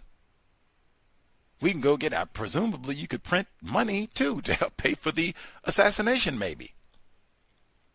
Or you got that in the budget, maybe both. I don't know, but I mean, and we've heard a lot of that. Either we can go and destroy these documents so that you never get them, or you have to wait 50 years, maybe your great-grandchildren will see them. The way we got to wait till 2027 for the Columbine documents. That's this weekend, right? So either we can do it that way, or we just go in here and make brand new documents. They'll have the official Secret Service stamp on them. We might even go back and put Kennedy's signature on them and all the rest of it. Make it real official. Now, who are you going to get to come in and say that, oh, no, you faked these records? That's not right. I mean, they got the deep fakes now. It's even worse. We can get video to go with it and everything. Might even show you signing it. That's not me. It looks like you. We got a report tomorrow. They said, man, you got to beware. They got the audio scams. You didn't call into a radio broadcast or done any other recording. They got your voice. Oh, man. They do the deep fake on your voice and have you calling your mom. Ooh, let me borrow $5,000. I had a little car trouble. And boop, what, when, where? Like, oh, my God. Master deceivers. We cannot play them cheap. Let's see. When he says all this, Barbara, man, metaphors. And this is kind of a tacky one. So 2 times. All eyes were fixed on Barbara when she took the stand. I think I said Deborah before. Apologies. Accuracy is important. All eyes were fixed on Barbara when she took the stand. Beautiful and dignified. What's the difference between dignified slave, silly one, Neely Fuller? Her features. Her features. Say it 3 times. Her features were oddly a mixture of Jackie Kennedy and the great singer Lena Horne. Cowbell. You got a whole generation of black males who were conditioned to worship Lena Horne. What they would say is so-called fair complexion, pale, not very melanated. I think she does have one white parent. I'd have to go back to verify, strive for accuracy, but certainly she doesn't look like no Nina Simone, for sure. And that's 2 in a row, because we had Dr. Maya Angelou. She compared Coretta Scott King to Jackie Kennedy, and I thought, really? I don't know. They don't say Jackie Kennedy was married to no communist, do they? I hear lots of people come out in public and, oh, yeah, that old Coretta Scott King married to that old communist coon. I hear that all the time. All the time. But even still, even beyond all that, her features, she's dignified and all that. And even the way he said it's her features. He didn't say it was her character. He didn't say it was her conduct, her speech, her diction, her features. And that's what I'm saying with Lena Horne. She has phenotypical features that we would associate more closely with someone who is white, because, as I said, I think she might have a white parent. Cowbell. We have been conducting Beauty Con Gang. Chicago, Pamela Evans Harris. And Dr. Welsing talked about that. Chicago, you give me them 3 pills where you get that white hair, get them blue eyes, get that pale skin, look a little bit closer to Lena Horne. Oh, man. And that's still the case today. Let's see. Chapter 2. George Howard seemed to be infused with the spirits of the Sunday preachers from the black churches of America. When his turn came, he stood slowly and walked to the jury box. When he placed both hands on the railing and turned his eyes towards heaven. Now, when I heard that, I thought, oh, man, I don't know if that's what we need at this moment is the Negro preacher. I don't think of a Negro preacher when I hear Johnny Cochran. Like, that's what we need right now. Someone skilled orator and someone who is a skilled legal attorney. That's what we need. I understand really even a skilled psychologist, skilled sociologist. I understand group behavior for these juries. I know how to connect with each one of these juries. I know their thinking, all of that. We talked about that with Orenthal James, but you got mostly white people in this jury, right? They said you got this one black female and a so-called Hispanic person, whatever that means.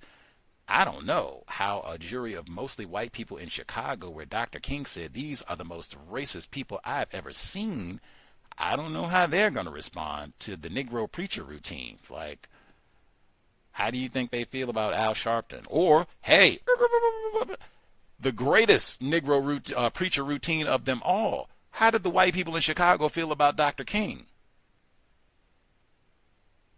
That's what I'm saying. I did not feel optimistic. Like, oh man, this is not going to work out well at all. Oof. Let's see. Oh, Shamika Harris took my line. White people, master name callers in the known universe. say my black brother ain't nothing but an old Benedict Arnold. What? What? He's a turncoat and a Benedict. What? What? For trying to point out I'm a teetotaler, man. Don't call me a bit. Oh, my God. Master name and a liar to boot, right? See, he's a liar and a turncoat, old Abraham Benedict. Come on. And we started this at the best you can hope for is you'll be a turncoat. Abraham or Benedict Arnold. Negro. That's the best you can hope for. And these are your coworkers. Let's see. And then we all got Judge Perry's statement. Yeah, man, I bet you it's a whole lot of black people have got that one. Black people we probably never even hear from. They couldn't afford no Johnny Cochran. John Burge just, tased them and shuffled them off to prison. Judge Perry, he lived to be like 87. So, I mean, he got to be on the bench for like a half decade probably. Jesus Christ. Oof. Let's see. Anything else? Let me double check. Confidant, is the mic working? Yay, nay? You want to try again?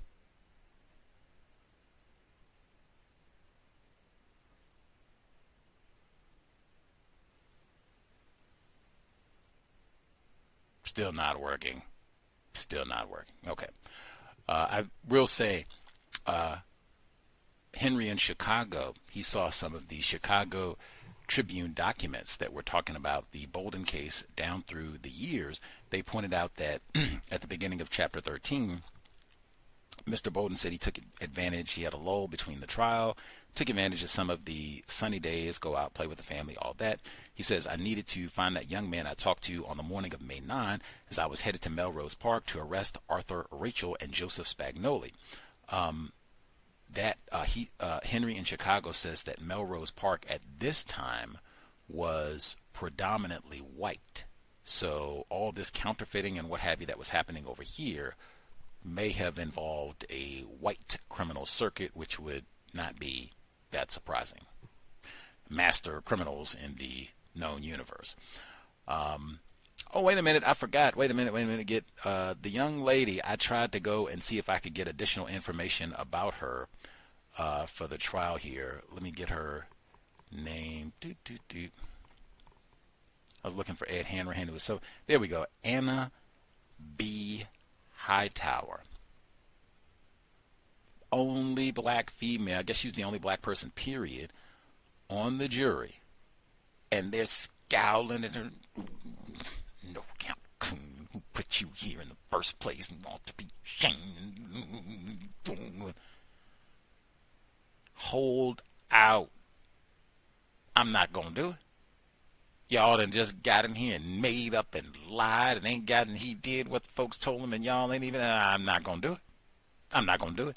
And I suspect there's a whole lot of times where it's your number one, that right there is why they don't put no niggers on the jury. Deliberately, they no, because all it takes is one Anna B. Hightower get on this jury and act like you got a teaspoon of common sense. You got a teaspoon of black self-respect. No, I ain't, all these white people, y'all not going to bully me. I got eyeballs. I sat here and listened to all the testimony just like you all did. And, illiterate Frank, Mr. Walters, he can't even read. And he going to sign a sworn statement? Come on. Like, nobody saw him do it. Same thing you going to give me with OJ. Nobody seen him do it. You ain't got no fingerprints. Get on out of here. No, I'm not going to do it. And then they come in and try and bully you. We done spent all this. That's what they said. O.J. Simpson, we done spent all this money. Do you know how much this can cost taxpayers? Y'all going to let Orenthal James go? Doesn't fit? Must have quit. Come on. Right on for Anna B. Hightower, black self-respect. Now, he goes to do his research, do his diligence, see if he can get this card to kind of help prove his case. And they, whoa, you got to wait till Mr. Dwyer come back. You can't, get this. It's so easy. What Curtis Mayfield said, it's hard to do right on the other side of town. They can lean on these black people so easy, like anything can happen. You better give up that car. You better get in here and say what. I don't care if you can read or whatever. Put an X on that page. You better get in here and remember what we told you to say. Even Agent Cross, you better act right. It could be 2 niggers indicted. You better act right. And they may have told him that, like, for real. It could easily be 2 niggers. And then, hey, we didn't want no niggers on the Secret Service anyway. So we would be gleeful about 2 niggers being indicted. Now, get Godfather about it. Make a decision. You want to testify against Bolden? You want to be indicted. Make a decision. Quick, too. No, we're not going to give you no water. Do the same. We're not going to give you no water. Yeah, you go ahead and think about it. Getting more dehydrated. Mouth getting dry, ain't it? Make a decision. Lots of ways they can pressure us about, whatever. Let's see. Anything else get in before we get to the second?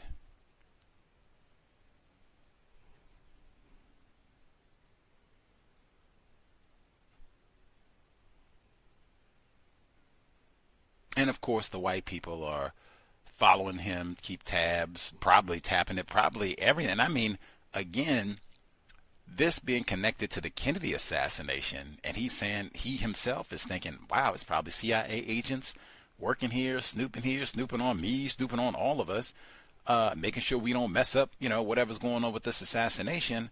Oh, my goodness. Who knows who is following you? The amount of endless resources, people, money, technology that they might have had people with iPhones like recording him walking around, like, who knows? That's why I keep saying, like, man, Bolden could have been killed so easily in this. They could have got some rowdy, like, black person in Chicago. William O'Neill even. They could have got a William O'Neill. We'll give you $1,000. We'll give you a gun. You got a record? Cool. You can go to jail, or you can go shoot Bolden. Say, he tried to shoot you. He went mad. He had these charges or what have you, and he wanted you to go and take care of that Frank W. Jones, and you wouldn't do it. Y'all had a tussle, and you had to shoot him 8 times. There you go. Or while he was in prison. Either or. Let's see.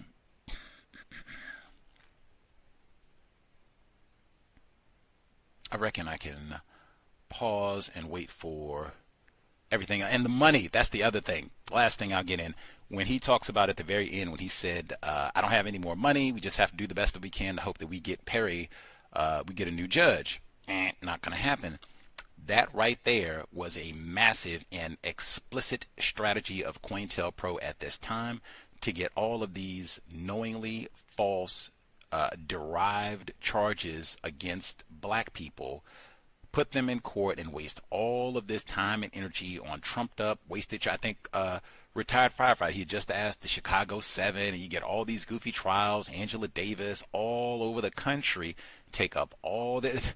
We read Johnny Cochran, decades before O.J. Simpson. It was Geronimo G. Pratt, decades, over a quarter century, where we know this dude didn't do nothing. But we're going to have him in prison for 25 years. And we know he didn't do nothing. Lots of that sort of thing to waste your time and energy. Run you out of money. They would say that explicitly. So you run out of money, can't do nothing else, drive you crazy. It's hard to do right in the system of white supremacy. We'll get to audio segment number 2. Try the confidant when we get back. See if we get the audio figured out.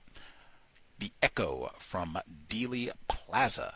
Mr. Abraham Bolden, victim of white supremacy, context of white supremacy. I have already borrowed from my family I don't have that much equity in my house, so that's out. We just have to push hard for the change of judge. I guess that's all we can do. Come on, Abe. You know that I'm doing the best that I can for you. Howard put his hand on my shoulder. I'll file the motion, and hopefully we'll get a new judge and things will turn out differently. He tried hard to cheer me up, but I couldn't relax. All I knew was that I didn't trust Judge Perry one bit, and for now, my fate was in his hands. A few days later, on Thursday, Howard called and told me that Judge Perry would be hearing our motion the next morning. I was restless and agitated all night, pacing the floors of my house, replaying the trial and everything that had led up to it over and over in my head. The government to which I had given nothing but my very best had me at its mercy, and for a crime I hadn't committed, a crime that, in fact, had never even happened. I knew that Judge Perry would deny our request the next day. There was no question. As I paced in the dark, imagining the moment when he would issue his final judgment, a crazy thought flashed through my head. The defendant's table in Judge Perry's courtroom stood a very short distance from the judge's bench. No problem at all for someone who was good with a handgun, someone who had shot a perfect score on the combat course in Treasury School and who had qualified as an expert on the U.S. Customs Department firing range. All it would take would be 6 quick pulls on the trigger. I couldn't miss. I walked silently to our bedroom closet and reached up to the high overhead shelf.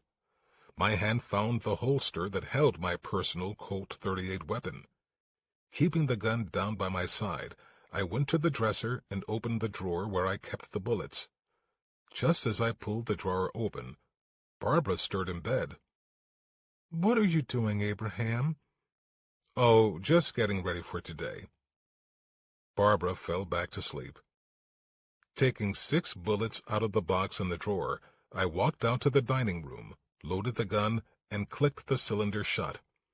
I slipped the gun into my briefcase, pulled the zipper closed, and went back to bed.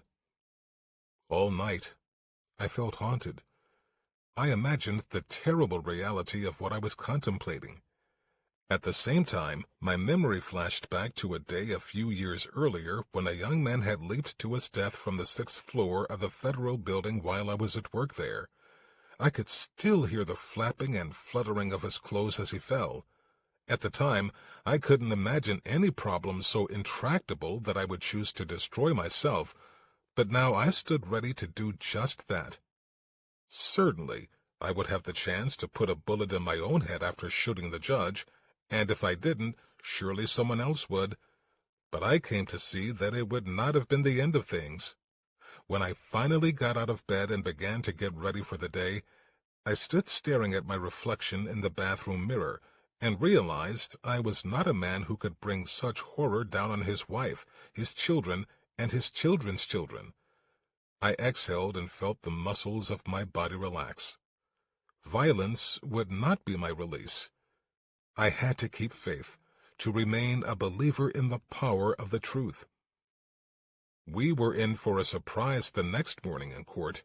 It turned out that the chief judge of the district was not sitting that summer, and so who should we see on the bench hearing emergency motions from a series of lawyers in various cases but our own Judge Perry. George Howard was his usual eloquent self. "Your Honor, this petition is submitted respectfully. It is submitted with the understanding and appreciation of the great latitude that the federal judges have in commenting on the evidence, but it is the opinion of the defendant and defense counsel that when the court expressed an opinion on the ultimate issues, that is, as to the innocence or guilt of the defendant in this cause, we fear that because of this that we cannot receive a fair and impartial trial in this courtroom." "Did you get one the last time?" the judge asked. "Yes, sir," Howard answered to my surprise. "I think that the court was completely fair all the way through in the trial. There was no indication at all, and we certainly do not make an objection to that, but it is because of the comment, Your Honor, that we feel we cannot get a fair trial." Howard went on to describe the statements Judge Perry had made to the jury regarding his belief that I was guilty, and how those comments had been made public through the media. He asked that the court grant a substitution of judge and that the case be transferred to the presiding judge for the district court for reassignment. When Judge Perry turned to the government attorneys for a response, Richard Sykes argued that the motion had not been filed in a timely manner and that the motion had not included certification of counsel. The judge agreed. The motion is denied and the case is set. Certification of counsel is a sworn statement by counsel that the motion is filed in good faith and not for purposes of delay. We never had a chance. I would never receive a fair trial before Judge Perry, and the government attorneys knew it. They were counting on it. I couldn't help but think of Emmett Till and the fair trial he got before a mob bashed in his skull, shot him full of holes, and threw him into the Tallahatchie River. As far as Sykes, Dunn, Judge Perry, and who knew how many others were concerned, I had committed a crime all right. Maybe not the crime I was accused of, but the crime of speaking about the laxity and unprofessional behavior of the Secret Service, especially of the presidential detail around the time of Kennedy's assassination.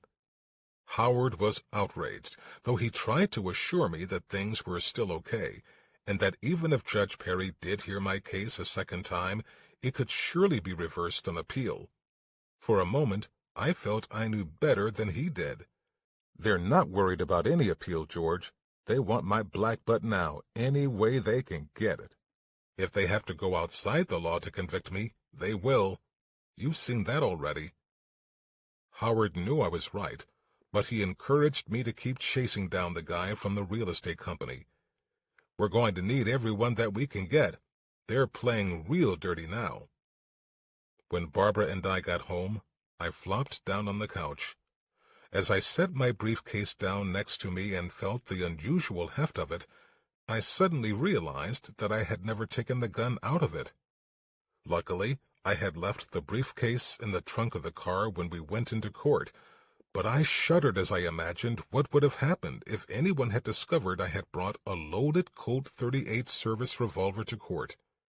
Given that they were already pulling out all the stops to put me behind bars, that surely would have been the end of me. I had believed that even though he didn't know it, Judge Perry had survived a close call. But now I saw that the lucky survivor that day was me. Jury selection for the retrial began on the morning of August 3, 1964. As with the first trial, it was agreed that the judge would do all the questioning, but what seemed different this time was the makeup of the jury pool. They were overwhelmingly white, with only a few blacks or Hispanics in the group. I suspected that the government attorneys had somehow had the opportunity to scan the list of jurors prior to that day. That suspicion was reinforced when Arthur Dunn challenged one of the potential jurors on the grounds that he had been convicted of a felony in the past. The man denied the accusation, and it came out that Dunn's information was incorrect. In fact, it pertained to someone with a different address and different birth date. The government excused the man anyway. He was black. The government could use their peremptory challenges to eliminate African Americans as prospective jurors, always citing some clever but ultimately hollow rationale. The jurors were mostly from suburban areas around the city rather than the South Side, like me. George Howard found the potential African American jurors acceptable, but they were either eliminated by the prosecution or released from consideration by Judge Perry himself. By that afternoon, 12 white faces sat staring at me from the jury box. Off the record, Judge Perry asked, "Are there any objections to the impaneling of this jury?" "We have no objections, Your Honor," said Sykes. All eyes turned to Howard, who rose from his seat and said, to my utter astonishment, "We have no objections, Your Honor." Later, he explained himself to me. "The color of the jury doesn't make any difference, Abe. I've seen black jurors convict black defendants, and white juries find them not guilty. I have faith in the American judicial system, and I believe that given all of the facts of this case, any jury is going to find you not guilty." I wasn't buying it. Do you think for 1 minute that a white juror would have stood up for me like Mrs. Hightower did? Howard didn't like me challenging him. I saw a vein beginning to bulge on the side of his forehead. Even in college, I'd known it was a sign that his blood was rising. "You need to come off that black and white thing, Abe," he snapped. "Let me handle your defense. You have to have confidence in me. We have just as much of a chance before this jury as we did before the last jury." "Yeah, but the one vote that saved my black ass was black, and I don't believe we're going to get a fair trial with Judge Perry hearing the case before an all-white jury. That's just my honest opinion." "Well, you have your opinion, and I have mine, so let's leave it at that and put on the best defense against the indictment that we can." I took my leave of Howard, knowing that even if my confidence was weakening, there wasn't a thing I could do about it. I didn't have any more money. I couldn't add another attorney to my defense team. I knew that if I tried to replace Howard, the judge had the authority to determine that the move was a delaying tactic and thus could overrule it. It was within his power to revoke my bond, lock me up, and reappoint Howard to represent me. Fighting any might make would mean more money. I realized that I was out of options and had to play the hand I'd been dealt. It was not a winning hand, and the game wasn't being played by the rules. I trusted George to do his best, and I knew that he believed fully in me, but I could not help worrying that he was overmatched in this case. When opening statements began on August 4th, it struck me right away that the government attorneys seemed even more confident than they had the first time around. Sykes stood before his all-white jury and in a very relaxed tone laid out the government's case against me. As he spoke, I saw his partner, Arthur Dunn, give a little smile and a wink at one of the female jurors. George Howard held his own. His dapper appearance and articulate presentation seemed to captivate the jury. He not only denied the government's charges, but said he would show that the entire case had been concocted by the counterfeiters Frank Jones and Joseph Spagnoli. Howard had an uphill battle in front of him, but he was going to give it everything he had. During the recess that followed, I heard many spectators congratulate Howard on his impassioned opening, and I thought I detected looks of concern on the faces of Sykes and Dunn. The government first called Agent John Russell to the stand, who testified to the same facts as he had at the first trial. The only exception was his statement that I had testified in the first trial that I'd heard that Spagnoli had called Martineau on May 13th.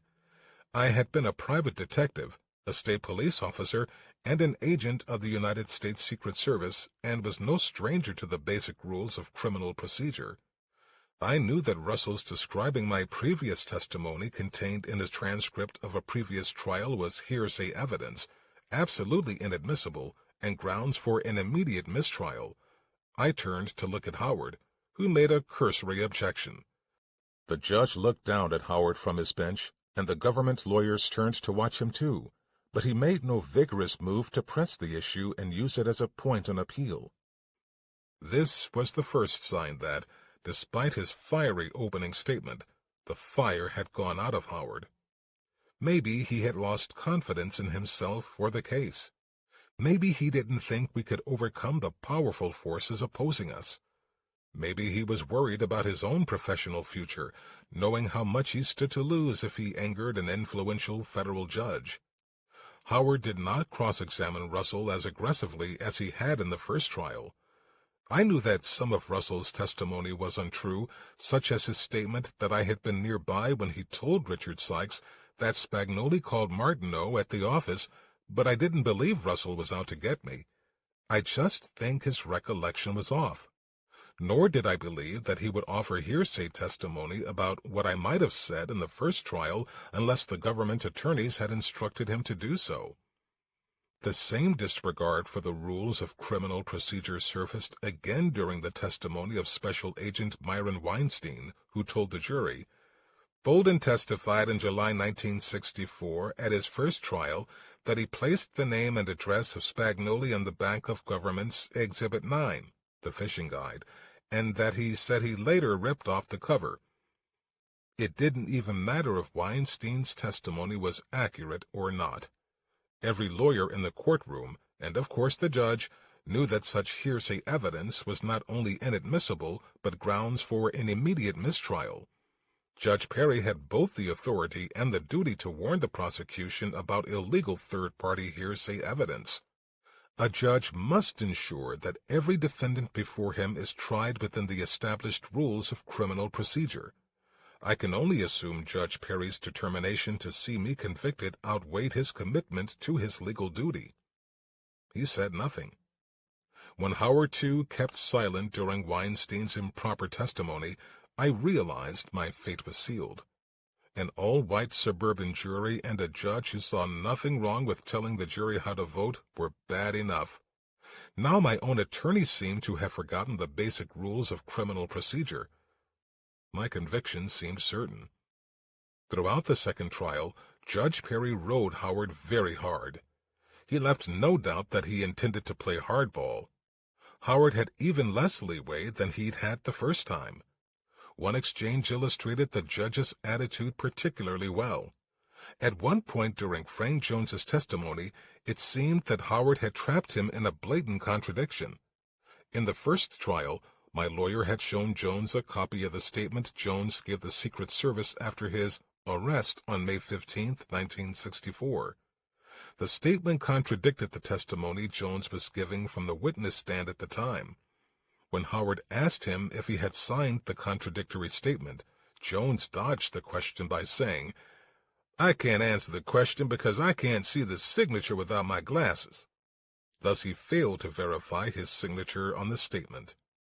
Now, in the second trial, Jones testified that he had not been wearing his glasses when he met me in front of his house on May 11th, but that Bolden wrote Spagnoli's address on the back of the fishing guide, and I read the address from the back of the guide.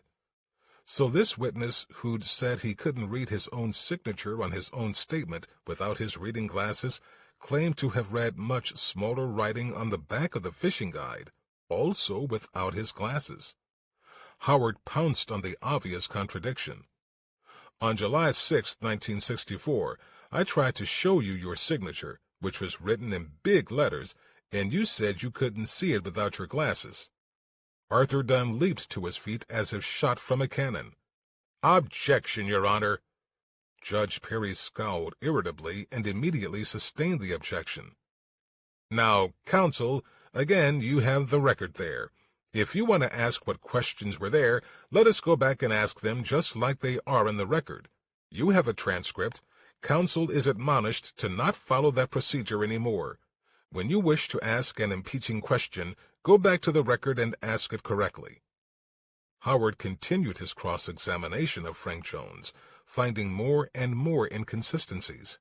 With Jones's testimony on the verge of unraveling, Judge Perry called a recess, excused the jury, and at the behest of Arthur Dunn, lectured Howard on proper procedure for a cross-examination. Judge Perry reminded Howard again that he must go back to the record when asking impeaching questions, and not rely on his memory. "I ask you not to do that again. You are going to bring that up again, and counsel is going to raise it, and it is going to bring forth an admonishment that may not be helpful to your client." His voice heavy with meaning and condescension added, "You owe it to your client not to do that any more. Do you hear me?" "Yes, sir," came my lawyer's meek reply.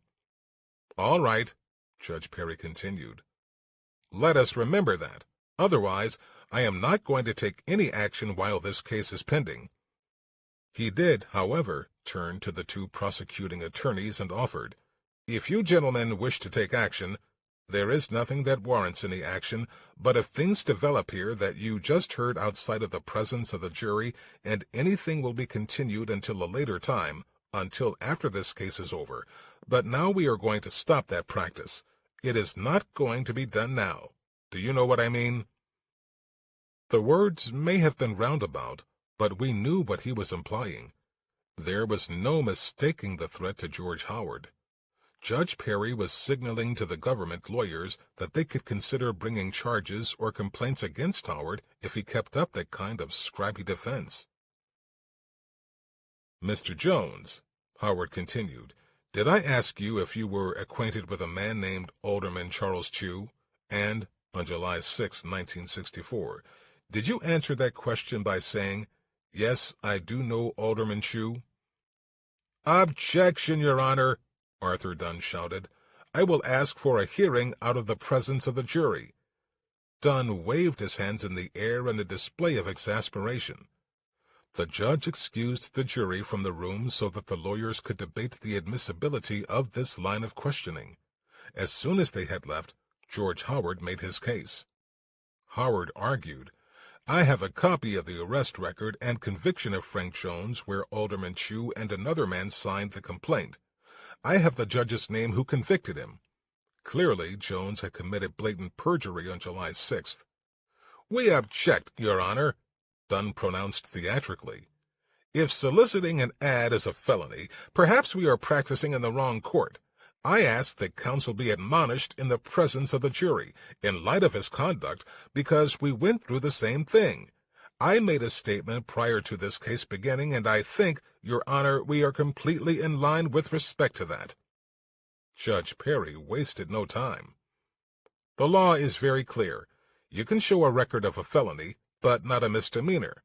It cannot be shown. That is the law in the district, and there is no question about it. It is the law in the state of Illinois with respect to defendants. It is the law in respect to witnesses also. That's all there is to it." The trial judge sustained the government's objection and instructed Howard not to go into the matter in front of the jury, which he then called back into the courtroom. On the morning of the second day of the retrial, I paid another visit to the Dwyer Real Estate Company, hoping to talk to Dwyer into producing the document concerning Agent Cross and appearing as a witness. The secretary recognized me immediately and rose to meet me at the counter. "Did you have a chance to talk to Mr. Dwyer?" I asked. "Yes, I did, but he's not here now." "The trial has started. I need to know if he is willing to come to court and testify as to his transactions with Agent Cross." She seemed nervous. "Mr. Dwyer isn't in town." "Where is he? Did he leave the card?" "Mr. Dwyer went to the Bahamas on a vacation and won't be back until the final week of August," the secretary said. "He took the card with him." I didn't need to hear another word. Whether he was really in the Bahamas or not, the Secret Service had gotten to Dwyer, and through either persuasion or intimidation, had made certain that neither his testimony nor his evidence would be available to me. When I recounted the visit to Howard that afternoon at the courthouse, he was disgusted, but not despairing. He said he'd issue a subpoena and let the U.S. Marshals find Dwyer. I wasn't so sure. "He's going to stay hidden during the rest of the trial," I said. "If he doesn't want to testify, I don't think we can force him. Forget about him. I'm not going to kiss his black ass to get him to testify. He's afraid of the government, just like most people are. I knew when I saw Agents Sims and Jordan come out of that real estate company that something was up. Someday I'll see that Jordan gets what he deserves." "Now, hold it, Abe," Howard interrupted. "Don't go threatening agents." "They're going to find me guilty, George. There's just no way they won't. This all-white jury before Judge Perry. No way." The government rested its case less than a week later, and we began our defense. George Howard called Eddie Miller, the service station employee who had noticed the names and addresses on the back of the fishing guide 2 days before Frank Jones claimed I had written the address in his presence. Howard wanted Eddie to tell the jury about our meeting on May 9th at the service station. "On May 9th, I saw Mr. Bolden at the gas station where I work, at 855 West 59th Street. Bolden drove a green Plymouth into the station, and while he was paying for cigarettes, I noticed a Phillips 66 fishing guide with some writing on the back cover lying on a seat in Bolden's car." Howard asked Eddie about the conversation we had had regarding the names on the back of the fishing guide, and the government objected. With the jury watching, the judge tore into Howard. "That's what he is objecting to, the hearsay evidence outside the presence of any representative of the government. This is just a conversation that took place between him and Mr. Bolden," the judge interrupted angrily, concluding, If we put that kind of evidence as a defense, there would be no end of the defense of how many people you talked to and told you were innocent or something else. Stunned by the apparent double standard operating in the trial, Howard pleaded with the judge. If all such conversations were to be excluded as evidence, he argued, then we wouldn't have had Joseph Spagnoli on the stand, and we wouldn't have had— "Now, just a second," Judge Perry shouted. "We are not going into a lengthy argument of the case here. The agency has already established before the evidence came in. I will excuse the jury, and we will hear what your ground is. We will excuse the jury to the jury room. But this is no time to castigate the court about its past rulings." Judge Perry waved a finger at Howard as the astonished jury looked on. When the jury was out of the room, the judge continued his tirade. "Mr. Howard, you will reserve your arguments about the past rulings of this court for the Court of Appeals, and not for the jury. Do you understand that? If you don't like the decision here, that is proper up there, but not here." A first-year law student could understand that Judge Perry had turned the trial into a sham. He never missed a chance to make Howard look like a villain or a buffoon in the jury's eyes. Judge Perry blocked every move we tried to make, but gave the government the widest possible latitude, both inside and outside the law. Prevented from mounting a proper defense, our only hope was that someday one of the witnesses would crack and all the lies would be exposed. I knew in my heart that I was watching a kind of lynching, my lynching. Judge Perry's black robe didn't fool me. It might as well have been the hooded white robe of a Klansman. The rest of the second trial proceeded much as the first had. I neither added nor changed anything in my own testimony, although Arthur Dunn did everything he could to make me look like a liar. In his closing statement, of course, Dunn spoke at length about the integrity and honesty of his two key witnesses, Spagnoli and Jones, both of whom were under federal indictment. He saved his ridicule for me. "Ladies and gentlemen," said Dunn, "you believe that testimony under oath, I hope, I pray, except when a person has been proven under oath to be a liar. Who has been proven to be a liar? Abraham Bolden." He turned and glared at me. "You may not believe this, but did Mr. Howard once prove any of our witnesses was lying? Not once, ladies and gentlemen. They may not be the most respectable people in the world, but they are certainly not liars. You saw them on the stand, every one of them." When George Howard rose to deliver his closing statement, he looked to me like a beaten man. He spoke with eloquence and even some passion, but his presentation never rose to the level of the first trial.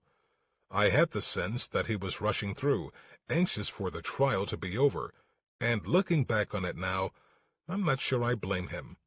It must have been so difficult for him, defending an old friend and fraternity brother against such unfair odds. Howard had been threatened and disrespected, at times all but humiliated, by the combined efforts of a federal judge and two government prosecutors. And I couldn't forget that Howard had more to worry about than just winning my case. He had to protect his right and ability to go on practicing law in the United States courts. Around noon on August 11th, after denying our motion for a directed verdict of not guilty, the judge charged the jury and sent them off to deliberate. I had expected a quick verdict, given everything the judge had done to ensure my conviction, but by the end of the afternoon, the jury still hadn't finished. Barbara and George and I could only pace the corridors and wait. Around 3 p.m., a few Secret Service agents stood in the hallway, just outside the jury room, making conversation with the two government attorneys, Sykes and Dunn. We all watched as Arthur Dunn positioned himself just in front of the closed door of the jury room. "He knows he's guilty," Dunn said in a voice loud enough for everyone nearby to hear him. "I don't see why he's putting the government through all of this trouble." His audience of Secret Service agents all smiled broadly. Howard immediately stiffened. "He's trying to talk to the jury through the door." He realized that his voice can be heard inside the jury room. That's jury tampering. Just at that moment, the court clerk came out and announced that Judge Perry was about to take the bench. I sensed that my time was up, that I was about to hear the harsh judgment of this bogus court, but it turned out that the jury had not finished deliberating, and the judge wanted to arrange for their dinner. The three of us also went out for a quick dinner, although food was the last thing on my mind. Howard tried to reassure me that the jury still being out was a good sign, but I couldn't get myself to believe it. We returned to the courthouse and waited. Katherine, Massey Book Club, context of white supremacy. So we will resume there next week. Courtroom drama, and we'll see how, well, we already know he's going to be going to the Hoosgow, as they say. Any hoodles, Katherine Massey Book Club, the number 605-313-5164, the code 564943 pound. Press star 61 if you would like to participate. Let's see, we'll get folks, if you've not shared at all, hand up. Don't wait till the last moment. We'll get you on the line, and we'll see if we can nab some of our emails as we proceed. Let us see. Email number 1. Greetings, Gus, listeners and callers. Enjoying this text. I've learned a lot. Excellent addition to the Katherine Massey Book Club. What is so sad to me is with all his education, experience, and passion for the job, he was an excellent Secret Service agent and should have had a long, illustrious career if not for racism, white supremacy. Damn. Chapter 11. Arthur Dunn, one of the government attorneys, sat at his table throughout my testimony, doing everything he could to let the jury know what he thought of my testimony. Judges cannot allow attorneys to denigrate a witness's testimony by making faces or vocalizations. The Voltron effect is working well, probably at so many levels, because like with Geronimo G. Pratt's trial at the same time, the government, they were tampering, they had spies, probably tapping the phone and all the rest of it, so probably the same thing here, right? Same time period. That was a few years later, but same thing. 2, Agent Louis Sims, who had been acting as a liaison between the Secret Service and the U.S. Attorney's Office, he seemed to spend his whole time in the office sitting behind his tidy desk, smoking his pipe. Keeping his eye on you reminds me of the head of the CIA, Alan Dulles, who was also constantly sucking on a pipe. Echo. 3, all eyes were fixed on Barbara when she took the stand, beautiful and dignified. Her features were oddly a mixture of Jackie Kennedy and the great singer Lena Horne. Fascinating description, comparing her to a suspected racist. In other words, she is not blackety black. Her picture reminds me of Andre Balloon, who also has a white parent. Beauty con game, Pamela Evans Harris, Chicago. Chapter 12. The judge showed his determination to bring in a guilty verdict by the prejudicial language he wanted to use in his instructions, but for once George Howard was able to keep the judge in check. Maybe the judge is just demonstrating his dedication to racism, white supremacy, but his determination does seem a little excessive even for a racist white supremacist? ? I mean, again, in my thinking, all of this is connected to the Kennedy assassination, so you probably have lots of white people. Same thing, type of thing with Geronimo Jijaga Pratt. You probably have very powerful white people who are watching, who, you know, have a vested interest. Let's make sure that we get the correct verdict in this trial. You know, this nigger is, you know, hey, we got to get the correct verdict. Make sure you all get it. And then you got a mistrial and everything. Like, come on. Let's see.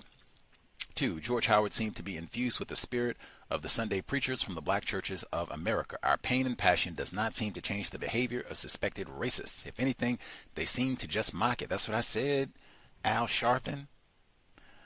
3, It is virtually impossible to describe what it feels like to sit waiting for a jury's verdict when you are the defendant. I have been a defendant in a civil trial, and thus my liberty was not in question, and even under those circumstances, your life is consumed with it.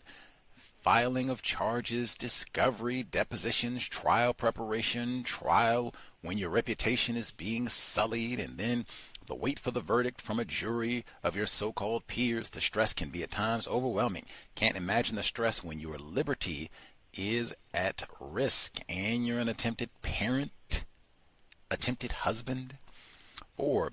Perry asked the lawyers if either side objected to his reading of the Allen charge, a statement made by a judge to a jury that is deadlocked, encouraging them to reach an agreement on a verdict. If you should fail to agree on a verdict, the case must be retried, and that is very expensive.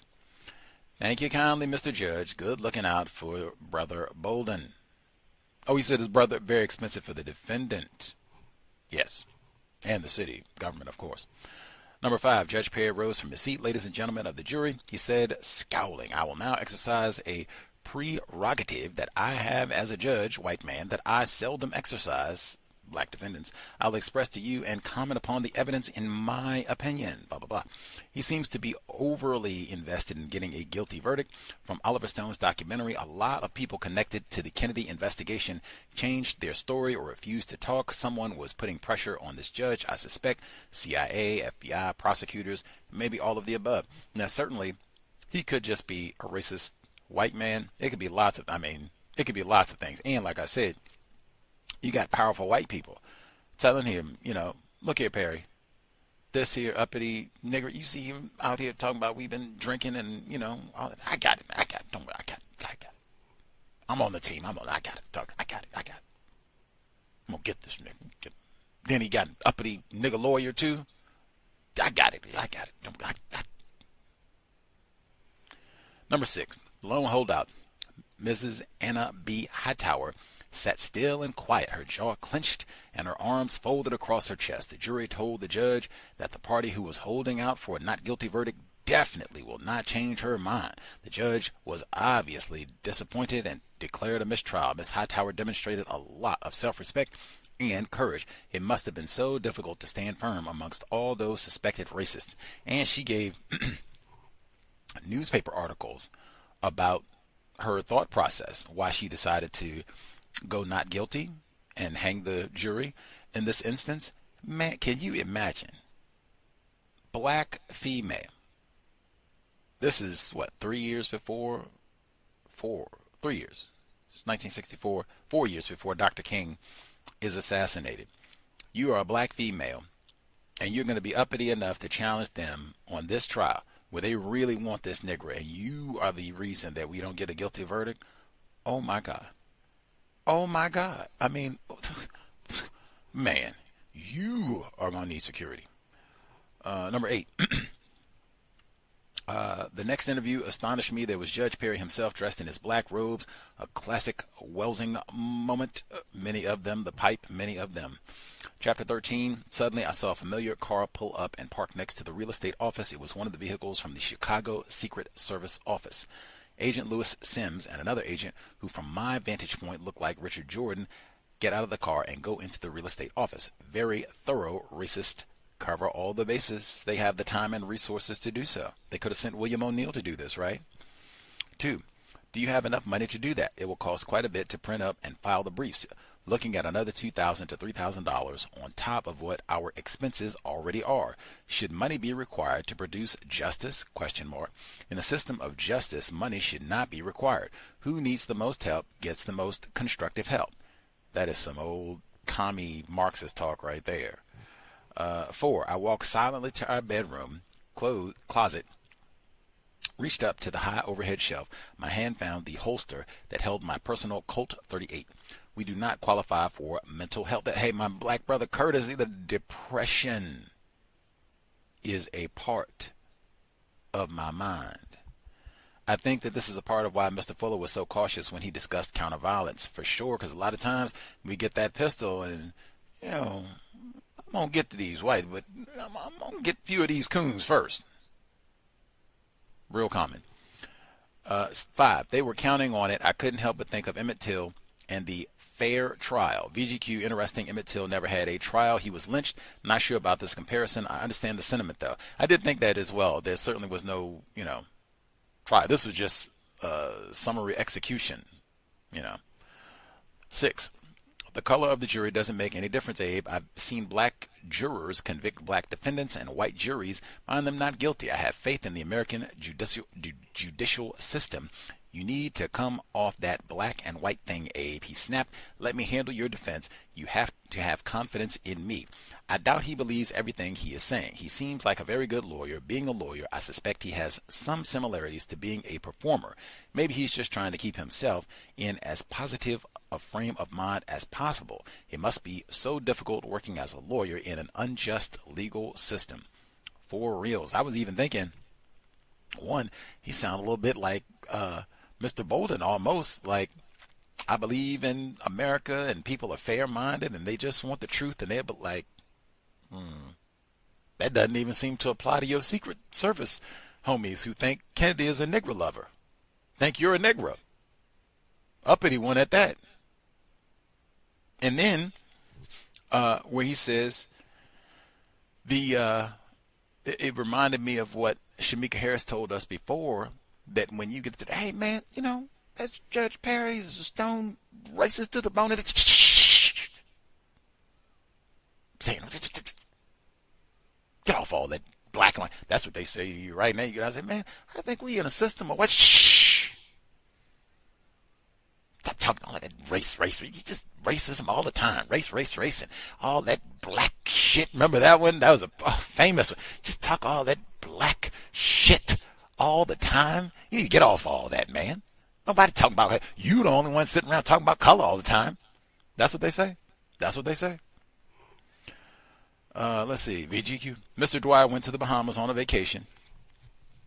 He took the car with him. I didn't need to hear another word. Secret Service had gotten to Dwyer.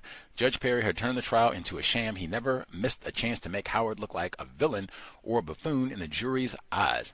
Secret Service, prosecutors, judge, jury, maybe the CIA and FBI executing the Voltron effect. And I mean, this is like the most powerful white people in the world with infinite resources and technology. And they're all unified against you.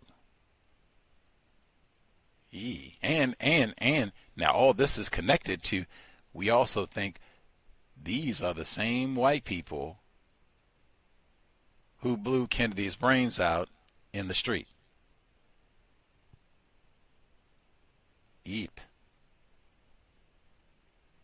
Scary. Let's see. And that's as far as we got. We'll pause there. Let's see. *61 will get folks who dialed in. Let's see. We'll see if the confidant, maybe she got things figured out on the line. Let's see. The confidant. Do you have commentary today? Oh, maybe she vanished. We're going to see. We'll give a second and see if the audio is working or she is just listening. Okay. Let's see. We'll do our little fake drum roll. Do. And the confidant. Let's see if it's working this time around.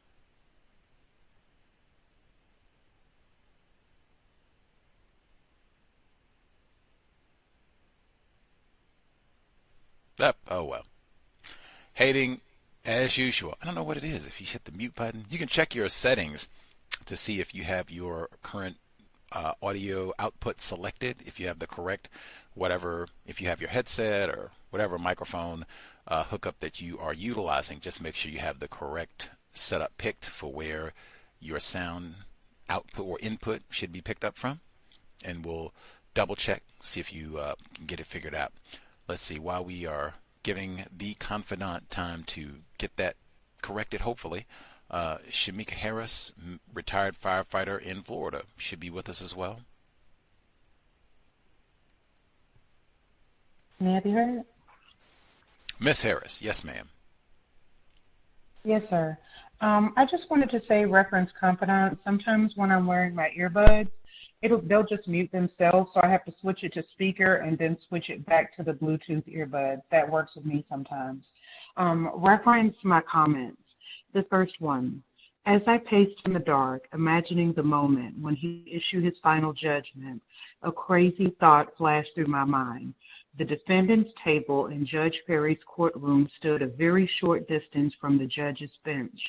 No problem at all for someone who was good with a handgun, someone who had shot a perfect score on the combat course in Treasury School and who had qualified as an expert on the U.S. Customs Department firing range. All it would take would be 6 quick pulls on the trigger. I couldn't miss. And then he said, all night I felt haunted. I imagined the terrible reality of what I was contemplating. At the same time, my memory flashed back to a day a few years earlier when a young man had leaped to his death from the 6th floor of the federal building while I was working there. I could still hear the flapping and fluttering of his clothes as he fell. At the time, I couldn't imagine any problem so intractable that I would choose to destroy myself. But now I stood ready to do just that. Certainly, I would have the chance to put a bullet in my own head after shooting the judge. And if I didn't, surely someone else would. But I came to see that it would not have been the end of things. That right there, he almost reached that MECA point, maximum emergency compensatory action. And he would have been, if he would have, shoots the judge, whoever else, the prosecutor, then shoots himself, that would have been MECA. But then he decided he could endure some more mistreatment. So everyone makes that decision on their own, or they should. That's the procedure. George Howard was his usual eloquent self. This is when the judge asked him if he thought they got a fair trial. And he said, it's the opinion of the defendant and defense counsel that when the court expressed an opinion on the ultimate issues, that is, to the innocence or guilt of the defendant in this cause, we fear that because of this, we cannot receive a fair and impartial trial in this courtroom. Judge asked, did you get one last time? And he said, yes, sir. Howard answered to my surprise. I think that the court was completely fair all the way through the trial. There was no indication at all. It's just not true. And we certainly do not make an objection to that. But it is because of the comment, Your Honor, that we feel we cannot get a fair trial. Now, when I read that, for a little while, I wondered if the attorney said the correct thing. I understand that he didn't want to anger the judge, but maybe he should have just said he didn't get a fair trial last time. And I really dislike is not the proper term. I do not think that using the term fair trial is the most correct way to say this. And it does stand to reason that Judge Perry was going to retry the trial no matter what Attorney Howard said. I would like to say that as well. Let me see. We never had a chance. I would never receive a fair trial before Judge Perry, and the government attorneys knew it. They were counting on it. I couldn't help but think of Emmett Till and the fair trial he got before a mob bashed in his skull, shot him full of holes, and threw him into the Tallahatchie River. Now, I think when he said that, I think the fair trial that Emmett Till got was just white people deciding he was guilty and providing immediate punishment. I think that's what he meant. I am not certain. I did not talk to him and ask him about it. That is how I interpreted that. Let me see. When they were talking about picking the jurors, and they said the government could use their preemptory challenges to eliminate African Americans as prospective jurors, always citing some clever but ultimately hollow rationale. The jurors were mostly from suburban areas around the city because white people left the city rather than the South Side like me. George Howard found the potential African American jurors acceptable, but they were either eliminated by the prosecution, which I knew that could be done, during voir, or released from consideration by Judge Perry himself. Now that, I didn't even know judges can do that, just release a potential juror. I mean, they're doing it because they're not white. What did he say? Again, judges, White people in positions of power have so much discretion. They get to decide what's acceptable, what's not acceptable, and that does not seem correct to me. Howard is talking to him. And he said later he explained himself to me. The color of the jury doesn't make any difference, Abe. I've seen black jurors convict black defendants. Yeah, we're anti-black. And white juries find them not guilty. White people are more informed. They know we get set up all the time. I have faith in the American judicial system, and I believe that given all of the facts of this case, any jury is going to find you not guilty. Well, that's obviously not true because the last jury didn't find him not guilty. And this time he is tired and he's not even trying as hard as he was. I mean, which is kind of understandable. You know, they'd probably, I was going to say broken his spirit, but I think that's a metaphor. I think he's just tired. But then he tells him, you need to come off that black and white thing, Abe. Let me handle your defense. You have to have confidence in me. We have just as much of a chance before this jury as we did before the last jury. Yeah, but the one vote that saved my black ass was black. And I don't believe we're going to get a fair trial with Judge Perry hearing the case before an all-white jury. That's just my honest opinion. And I don't think what the attorney is saying that they have just as much of a chance before this jury as they did before the last jury. I don't think that's true at all. Just continued mistreatment of the black attorney during this second trial. Saying that Mr. Dwyer wasn't in town and he took the card with him on vacation to the Bahamas. That sounds absurd. He said, they're going to find me guilty, George. There's just no way they won't. It's an all-white jury before Judge Perry. No way. I think he's finally, starting to accept the truth of the situation that he's in. It's dangerous, and it's probably not going to end well. And that's all I have for right now. Thank you for allowing me to speak.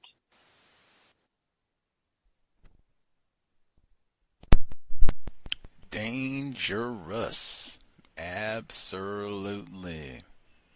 That is wild, though, in this sort of situation where you had white Secret Service officers say, look here, you're a nigger. You're always going to be a nigger. Act like a nigger. And then have man, you need to get off that black, white, man. Ain't nobody on all that old color. He told me to be proud of a nigger, like with.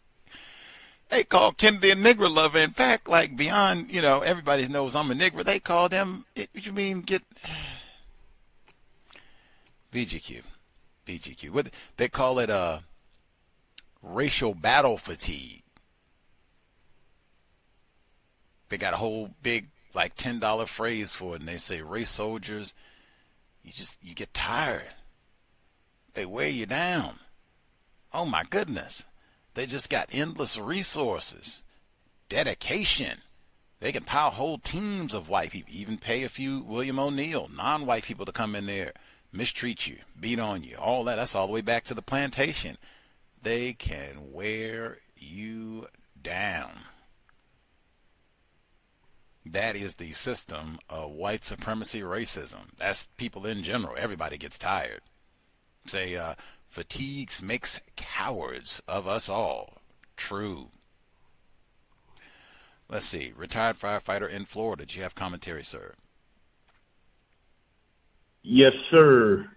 I was in my mind just thinking about what if Mr. Bolden would have had the advantage of a GoFundMe program. He could have very well used that if it would have been effective during that time, I think in 1964. Mr. Bolden stated something that got me in mind, that he has some kind of confidence in the quote-unquote the government. And I have here, like most non-white victims of white supremacy, they assume that the government will support them not understanding that the only operative government is the system of white supremacy. The government that's based on justice is only on paper and not practiced. I mean, although some issues of justice may come up, but it would be to the advantage of white people to do that. So you really can't count on that to be consistent. Harming the judge would not have solved Mr. Bolden's judicial problems. The judge would only be replaced by someone, possibly replaced by someone more efficient in practicing racism. And then again, you know, it would be obvious that he would be much more trouble, and also it would affect the people that of his care group directly and very harmfully. It would have affected them, being that he has an attempted wife and children. And also security I was just thinking also security in the courtroom, I imagine, was very primitive at that time at best. And I do believe judges, at least some, are armed. Even now, I would factor in that judges sitting up with those black gowns on are pretty much armed.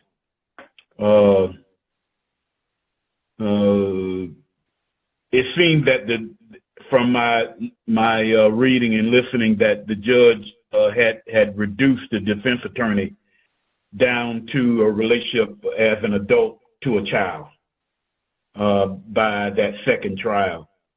And I have here, last but not least, the relationship between Mr. Bolden's attorney indicates the limits victims of racist white supremacy have while on the judicial system controlled by the system of white supremacy. You know, college buddies, black Greek fraternity brothers, that's very much well limited when you get to things of institutions of that level and you are the defendant. You're gonna, you know, that really doesn't factor in a whole lot. He mentioned about that relationship he has with his attorney. And I just say how fragile that is, you know, once you get into that kind of trouble. And that's basically all I have. Thank you.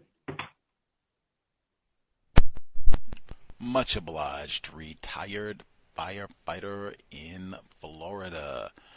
Let me double check again. Let's see. We got tips from Shamika Harris. So the confidant. Let's see. Is the audio? Did we figure it out?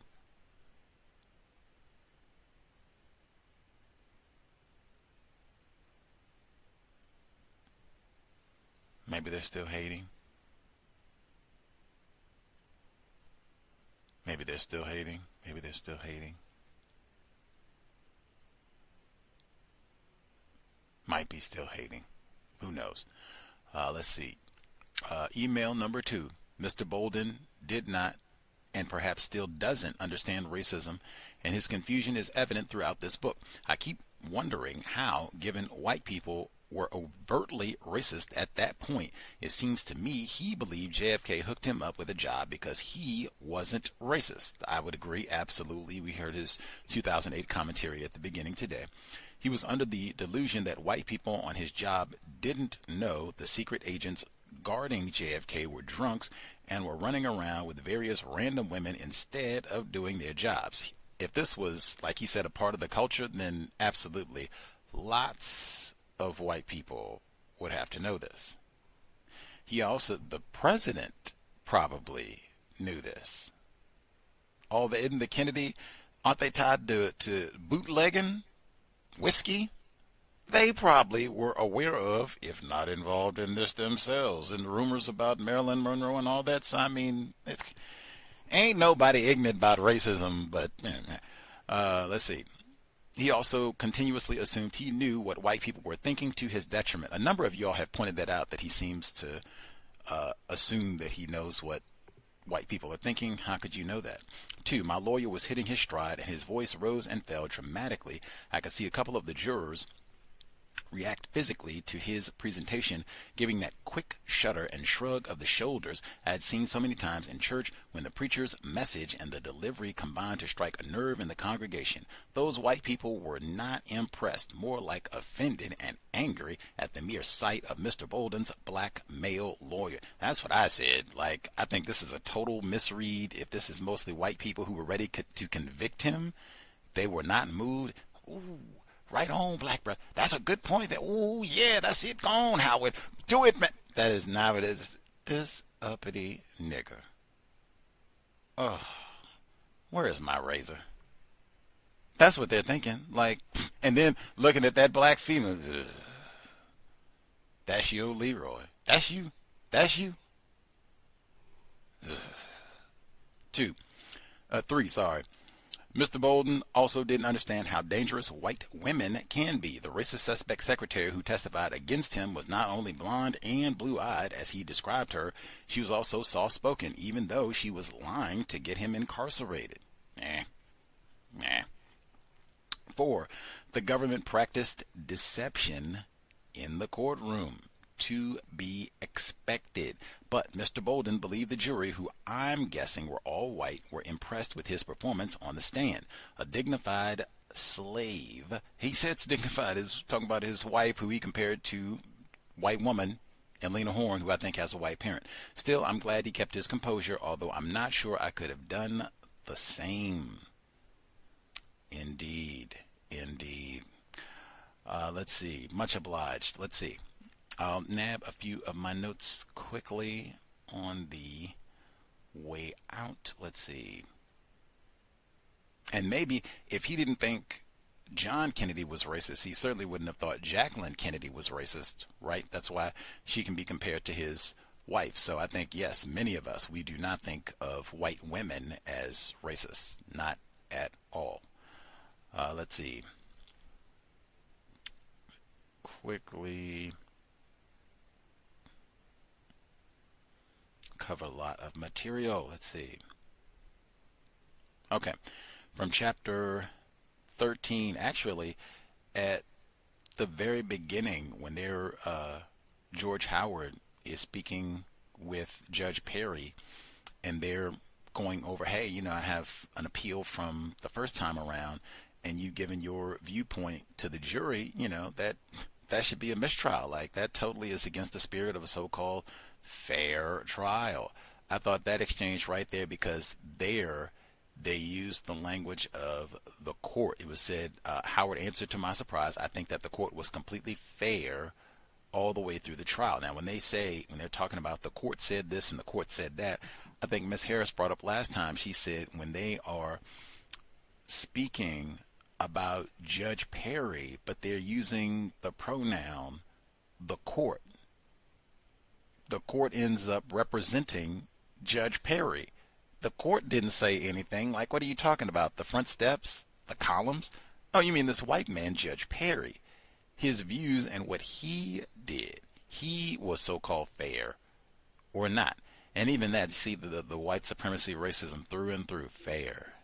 I'd be curious if there are any attorneys with an understanding of counter-racism logic use just as opposed to fair when describing all of this. That might, hey, if you get in trouble, will you get in trouble if you're in a court of law and you say, I think that, no, Your Honor, we received a just trial the first time around. What do you mean, Jill? You're supposed to say fair. That would stand out, right? Let's see. He acknowledges we never had a chance. I would never receive a fair trial from Judge Perry, which is pretty much the case for even O.J. Simpson, with all that money, and F. Lee Bailey and Johnny Cochran. They did blackface him in the magazine. Remember that? And they had all those movies and things coming out saying he did it. Rest of it. So, I mean, hey, good luck, so-called fair trial. Let's see, the getting rid of the jurors and all of that. Oh, and even they pick out a potential black male juror and say that he was convicted of a felony, He said, whoa, I ain't no raping felonious Negro. Wait a minute, what you talking about? You don't say I'm raping Leroy. Well, yes, you did. Yes, you did. Yes, you did. And they find out, wait a minute, he didn't rape nobody. And they said, well, you'll still just get on out of here. What? Why? I mean, if it's going to be that flagrant, you should just say, and this is the 60s. They could have just said that, like, we just don't allow niggers on the jury. Bye, niggers. Because, I mean, they had basically said that at the housing level. You should just say that. Like, we don't allow niggers on the jury. We don't have to go through this whole sham, as he said, and pretending and making up. Oh, no, you didn't rape 15 people. Like, what? Wait a minute. Whoa, I didn't rape no. Wait a minute. Come on. I do agree with Mr. Howard. He says, I've seen black jurors convict black defendants. Ms. Harris was in agreement, too. We are anti-black. Absolutely. But generally, white people don't afford us that opportunity. They just gone and assume. They don't see race soldiers frequently. They do not assume the niggers are anti-black too, so we can go ahead and put them on the jury. They say, no. One of them, they might pull an old Hightower, Anna B, get up there and decide, I'm going to use some logic. And no, you ain't going to bully me. I'm going to use my brain computer. We're going to get up here and do some justice. Uh-oh. No, get on out of here. Get on out of here. Let's see. Anything else? Then we'll check the confidant one more time. Let's see. Poor Mr. Howard. Hello. I don't even know what the... Oh, we got her this time, so we'll get her. I don't even know what Mr. Howard could have done in all of this. Like... And I appreciate Curtis Mayfield. It's hard to do right on the other side of town. They could have threatened Mr. Howard. Look here. We're going to tell you one time. We don't need no fiery. You're going to get in here and be Northern Dr. King and represent your frat brother. This nigger is going to the hooskow. Now, same thing I said about Brother Cross. Hey. It can be 2 niggers indicted or 1. We got your address. We know where you live, Mr. Howard, because you got to take the bar exam. So we got your address. So make a decision. Go in there and do your best, or hey, just accept. Get off all that black and white stuff. The nigger did it, and even if he didn't, you fought a good fight. You got other cases. You win some, you lose some. Soldier on. But I mean, hey, we got your address. Hey. Maybe you take a consolation vacation to the Bahamas. Take it on us. Take the wife. It'll be great. You get a tan. The confidant. Hello? Can you hear me? Yes, ma'am. Oh, wow, great. Greetings, everyone. I'm going to be very brief, but I'd like to thank you all for your patience and your suggestions. What I want to say briefly, I'll leave very little for this period because it's getting late for all of us, but what a sham of a trial. That's about the most I can comment on right now. I had quite a few comments, but I'll leave them until next time. But yeah, it's amazing to observe that. I know this was earlier historically, but it's more blatant racism, but at the same time, it's more refined racism now, but this is so blatant. But I have to keep reminding myself that this is the 60s. This was a little less refined than it is today, but who knows? At any rate, thank you all for giving me some help with the microphone debacle. I'll try to chime in next week. Thank you all. Brother Gus knows about the microphone debacles, for sure. Much obliged. The confidant. Sham, for sure. Glad we did not get a Mecca. Great point, Miss Harris, for getting out of here. Certainly would not. We wouldn't have had this book. And it wouldn't have even been recognized as that because Fuller didn't have that concept as of that time. So it would just been, oh my goodness, this crazy nigger. And he probably was counterfeiting. That's why he did all that. You know, them niggers. We ain't gonna hire no more nigger service agents. I'm glad he did not make that. But see, depression is a part of my mind in the system of white supremacy. Dr. Wells in Chicago say we do not qualify for mental health because of the system of white supremacy racism. And I mean, you get blamed for all this. I don't even take a sip of no liquor, and I done got blamed for all of this. And you use illiterate black people that I've arrested to set me up on this?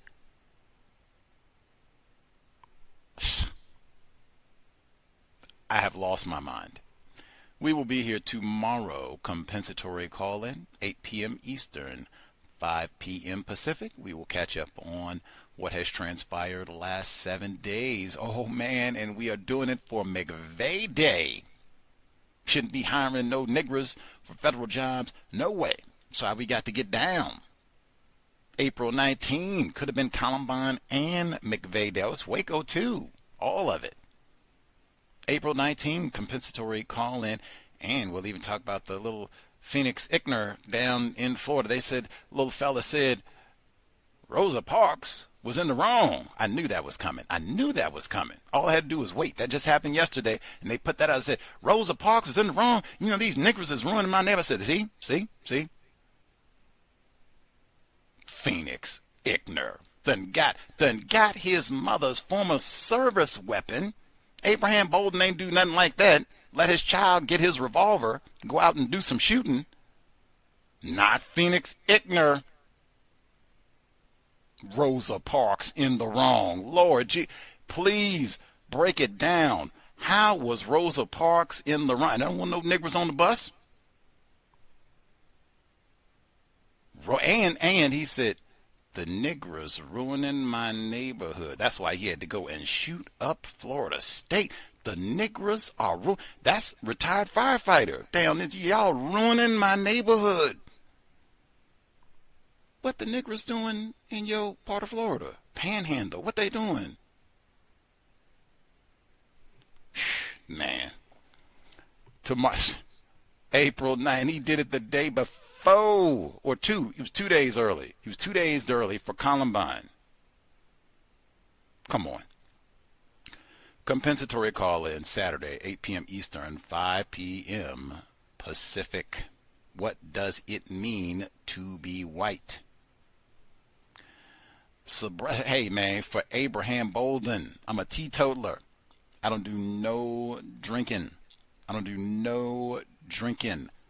Sobriety would be best. I don't drink with my coworkers. Man, y'all end up testifying against me. I'm up here thinking, dang, we went out and got tequila and Mad Dog, told stories. Come on. Nah. Creator, remind us to invest our time and energy not on trumped up fake charges, but in replacing white supremacy with justice. Help us not waste our time and energy. No name calling black people, not Abraham Benedict, turncoat. Race soldiers are the master name callers. Let them do all of that and all the drinking. No throwaway offspring. No gossiping. Replace white supremacy with justice immediately. Cal signing out. Thanks all for tuning in. Nigga, you so brainwashed. I'm a victim, brother. No problem. You're a victim. I'm a victim of 400 years of conditioning. Shut up. The man has programmed my condition. Even my conditioning has been conditioned.